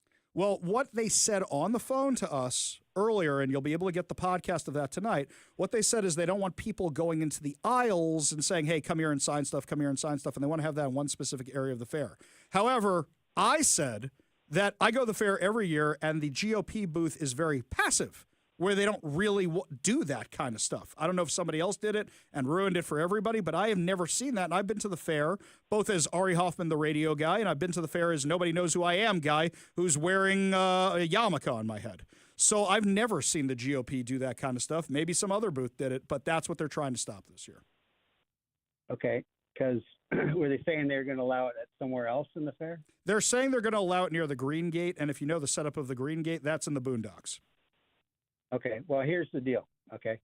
The reason why I called is, I actually, well, I won't get into that, but I've been doing initiative stuff for a while. Mm-hmm. In 1997, the Washington State Court of Appeals, Division II, ruled against the Washington Fair, the Puyallup Fair they used to call it back then. It wasn't the Washington State Fair. And they said that they had a free speech area, but was in a great location. It was under an awning in the front in the pavilion. Okay. Mm-hmm. And they had to have it open for every day of the fair that was open, and it was an appeals, went all the way to the state's appeals court.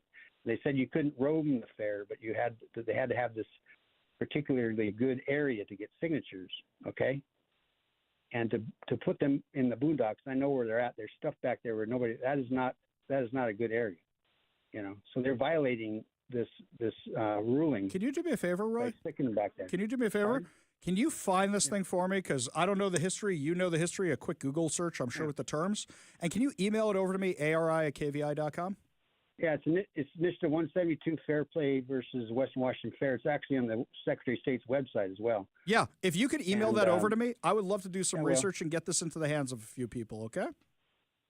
Yeah, I will. And, also the fair is a great spot around the gates outside.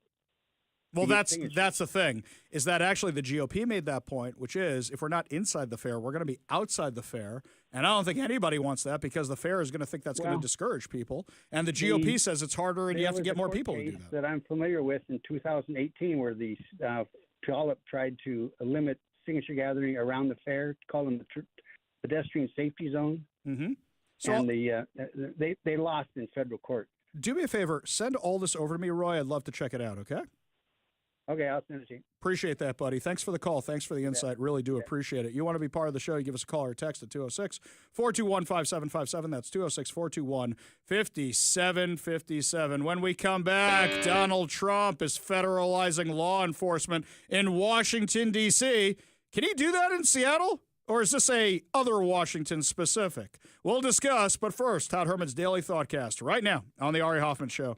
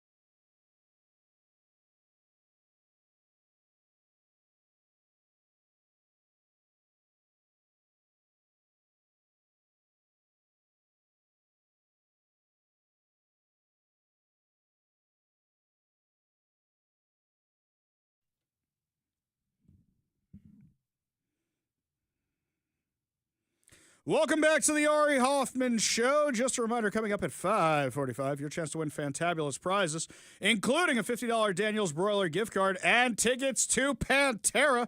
Yeah, another reason I always keep your radio tuned to 570 KVI, left on your dial, always right on the issues. You can also stream us at KVI.com, download the KVI app, and, of course, subscribe on whatever your preferred podcast platform is. I do love the text we're getting right now. Over here on the Warrior Injury Law text line, Ari, the Seattle Slimes are the drama queens, not the Brazilian quote-unquote refugee. He is just a pawn in the game. Says, Ari, you said the Seattle Slimes is not a newspaper but an opinion rag. That would be an insult to rag, says L. Darthbo. Very good. Very, very good. Do appreciate that. That's very, very good. This one here from Stephen Trolheim. Well, Boob Harrelson, I think you mean Bob, but I see what you did there, just put a nail in his coffin. Once again, he refuses to acknowledge the need for Trump's help in getting control of the crime problem here in Seattle. Thanks for hearing me out. Well, here's the problem. The problem with that is the Seattle people don't want Trump's help. They kind of agree with Bob Ferguson on that one. It's, yes, more crime, please. Oh, crime's bad, but we don't want a Republican to fix it. No, of course not. This one here from the 360, the fair allows vendors in Vendor Hall to push their products. Have you sign up for cruises, have your shoes cleaned, or enter for free windows? And should I go on? Yeah, you're not wrong there. You're not wrong there at all. Switching gears over to what's happening in Washington, D.C., President Trump made the announcement that he is taking over law enforcement in Washington, D.C., because they're doing such a terrible job. Yet another Liberation Day. I'm announcing a historic action to rescue our nation's capital from crime, bloodshed, bedlam, and squalor, and worse. This is Liberation Day in D.C., and we're going to take our capital back. We're taking it back. Under the authorities vested in me as the President of the United States, I'm officially invoking Section 740 of the District of Columbia Home Rule Act. You know what that is? And placing the D.C. Metropolitan Police Department under direct federal control, and you'll be meeting the people that will be directly involved with that. Very good people, but they're tough, and they know what's happening, and they've done it before. In addition, I'm deploying the National Guard to help reestablish law, order, and public safety in Washington, D.C., and they're going to be allowed to do their job properly. So a lot of people immediately go, yes, do Seattle next, and Portland, and Los Angeles. Yeah, you can't. Problem is you can't. Because of law. Washington, D.C. is controlled by the federal government. Let's not forget Congress decides their budget. They may have a mayor and some city council members and all that other stuff, but really the feds control Washington, D.C., and you can do this kind of stuff. You really, really can. So this is great news for D.C. The last time I was in D.C., man, this was so sad. This was the last time I was in D.C. I decided to walk over the National Mall. I love the National Mall. This was when I was at the White House, Mike, when we were over there doing the interviews and stuff. And I walk over the mall, and the mall is that big grassy area in between the the Lincoln Memorial and the Washington Memorial with the Capitol in between and all the grass and all the museums. It's really beautiful. It's really awe-inspiring. The city planners did a great job designing Washington, D.C. But the problem is what has kind of taken over the area. It's become just absolute worst. The homelessness, the vagrancy, the crime. You can see it everywhere. The drugs, the protesters. It's everywhere. Yeah, it's gotten that bad. It's pretty embarrassing when you bring heads of state here. It's that bad. In fact, Washington, D.C. has more crime than some countries have. It's so bad. But meanwhile, over at CNN, oh dear, CNN, they're mad. Dana Bash is mad about Donald Trump doing this. Listen to what she said. And just as we go to break, I should note that the most violent moment in recent history in D.C. was January 6th. And it was an attack on the United States Capitol by a lot of people who were doing it in the name of Donald Trump. And it included the people who were hurt, included members of law enforcement. Really? We're not going to talk about the gang violence or the fentanyl or the homelessness or any of that kind of stuff. You're going to go to January 6th? I love how she qualified that recent history, because otherwise what are we going to say? Yeah, when the British burned down the whole city, including the White House, that wasn't the most violent day ever in Washington, D.C.'s history, right? They can't give it up. They can't give it up. I will say we don't deserve President Trump. We don't deserve him. He had the absolute best line about Gavin Newsom. He had the absolute best line about we don't deserve him. And Gavin Newsom is incompetent. He's got a good line of bullshit, but that's about it. He's incompetent. We don't deserve him. We do not deserve him. He is just too good. We just don't deserve him. When we come back, my friends, real crime stories happening here in Seattle that unfortunately are not going to get fixed by the feds. We have to deal with this ourselves. We'll tell you what's going on when we come back, plus more of your calls. You're listening to the Ari Hoffman Show on Talk Radio 570 KVI.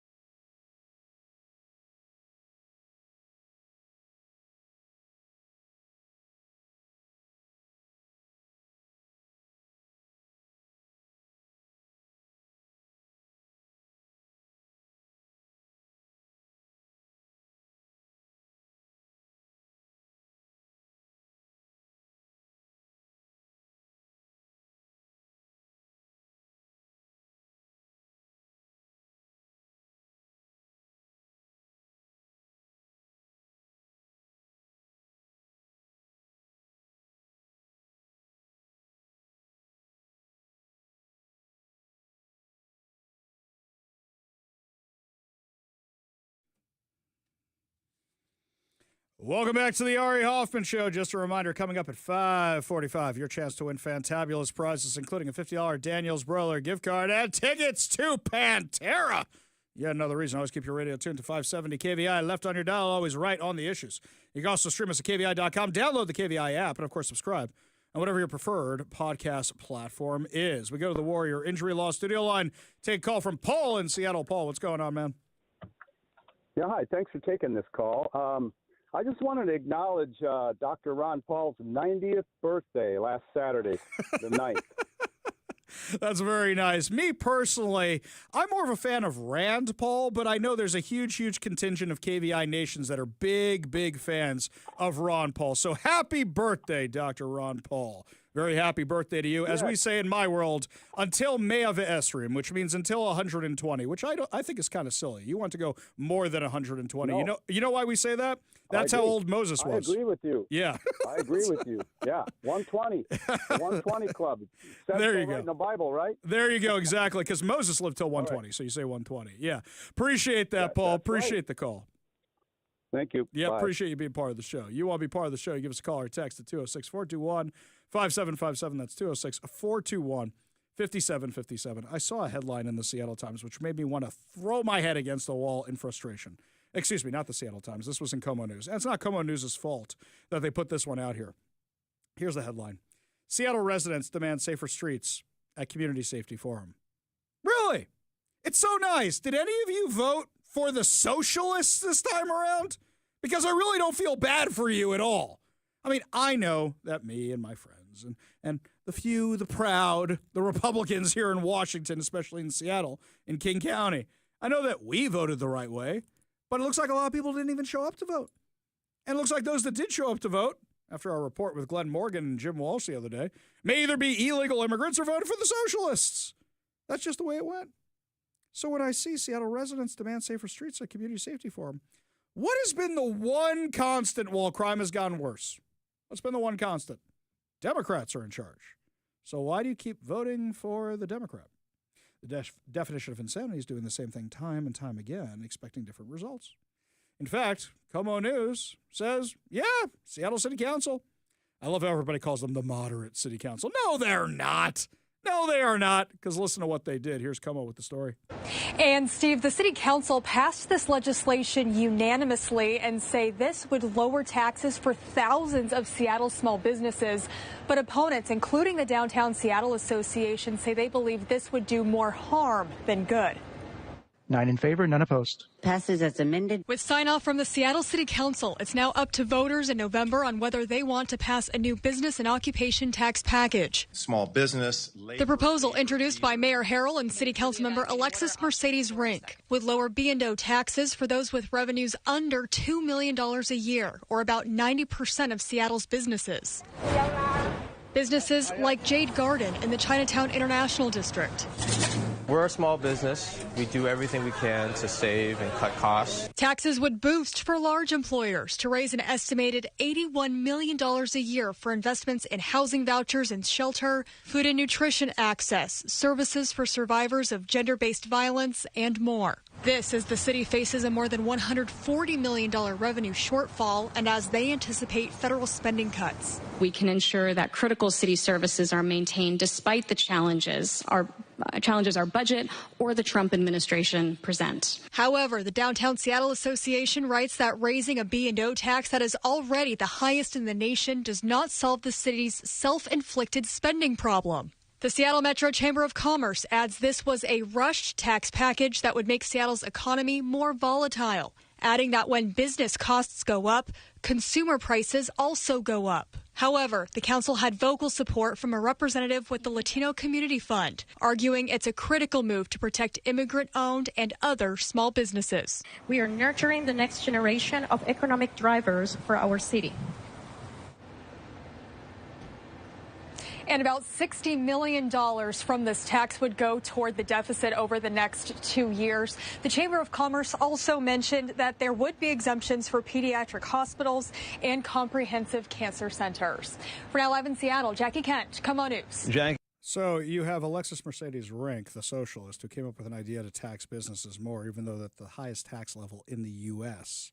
Bruce Harrell, who's trying to be a socialist so he can get reelected, went along with this plan, and now businesses are saying this is a bad move and we can't survive. How many more signals do you guys need that you have a spending problem and a taxing problem? And it's not going to fix any of your issues. Otherwise, it would have done it already. And yet, the Seattle people are complaining they have a public safety issue. Did you guys vote for Bruce Harrell? Did you guys vote for Alexis Mercedes Rink? If you did, you have nobody but yourselves to blame. Look in the mirror a little bit and realize who's really to blame for the public safety problem here in Seattle. You get what you vote for, good and hard. Only good news to wrap up the show. Your good news giveaway, your good news headlines, your chance to win a $50 gift card plus tickets to see Pantera. You're listening to the Ari Hoffman Show on Talk Radio 570 KVI.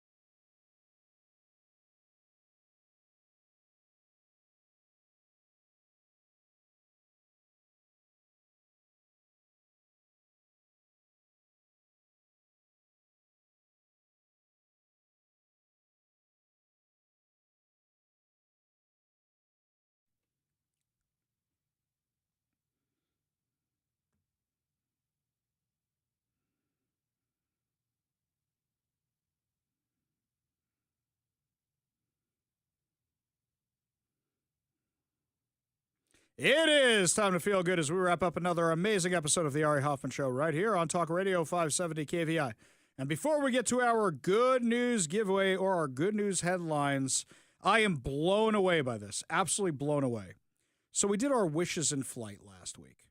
And Wishes in Flight, we thought we had hit the jackpot where we raised 8.5 million miles for Make-A-Wish, Alaska, and Washington. And we were so happy about the great work we did together with our partners and sister stations. And what we always do is we always do it on a Thursday, and then on Friday we give a few nudges here and there, but you don't really see much movement over the weekend.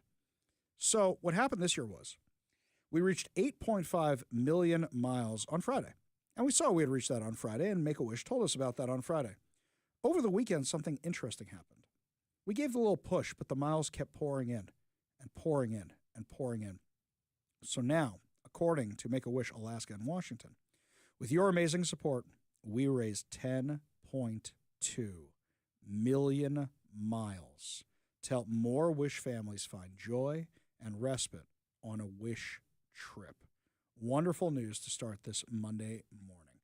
That is huge, by the way, guys. As always, KVI Nation stepped up. And you guys made that happen. Now, there's bad news for you, which is next year I'm going to challenge you to raise even more. But the fact that, last year I think we got 6, 7, maybe something like that. Then not only did we hit 8.5, but then we hit 10.2 million miles. And think of all those kids. I saw a picture today. I don't know if it's an old picture, I don't know if it's a new picture, but it still happened. Gary Sinise, the actor. You know, he's real big on helping veterans and stuff, but he took a whole plane load of kids whose parents have been killed serving our country, a whole bunch of veterans' kids and people who fell giving the last full measure of devotion. He took them to Disneyland, a whole plane load filled with kids. The smiles you could put on kids' faces through the Make-A-Wish Foundation, through Make-A-Wish Alaska and Washington, just by donating your miles that you may not even be using, is absolutely huge. Absolutely huge. And you guys did such an amazing job. So really, thank you so much for that. Really, on behalf of all of us at KVI, thank you all so much for that. It was really, really great that you all did that. Speaking of donations, by the way, if you speak of the sun, you shall see its rays. So last week we were asking, hey, we haven't seen President Trump. He's vocal about where he's donating his salary this year. Well, what did you know? According to the post-millennial, President Donald Trump is moving forward plans to add a massive 90,000 square foot ballroom to the White House, a project he says will be paid for entirely by himself and private donors. In a post where the president also touted that he has donated his paycheck to the White House Historical Association. The initiative is part of a broader effort by Trump to renovate and expand the historic presidential residence without using taxpayer dollars. In a post to Truth Social, Trump wrote, "I am proud to be the only president, with the possible exception of the late, great George Washington, to donate my salary. My first paycheck went to the White House Historical Association as we make much-needed renovations to the beautiful People's House. Great improvements and beautification is taking place at the White House again at levels not seen since its original creation. Make America great again."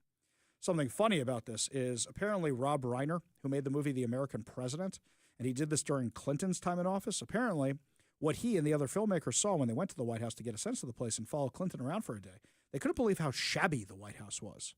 And they built that set for The American President, which was then used in Dave and used in The West Wing. That is the Secret Service-approved presidential set. That it's actually nicer than the White House because the White House has fallen into such disrepair. So actually, it's really, really nice. They're going to be fixing up the White House, and I can't wait to see it for the holiday season.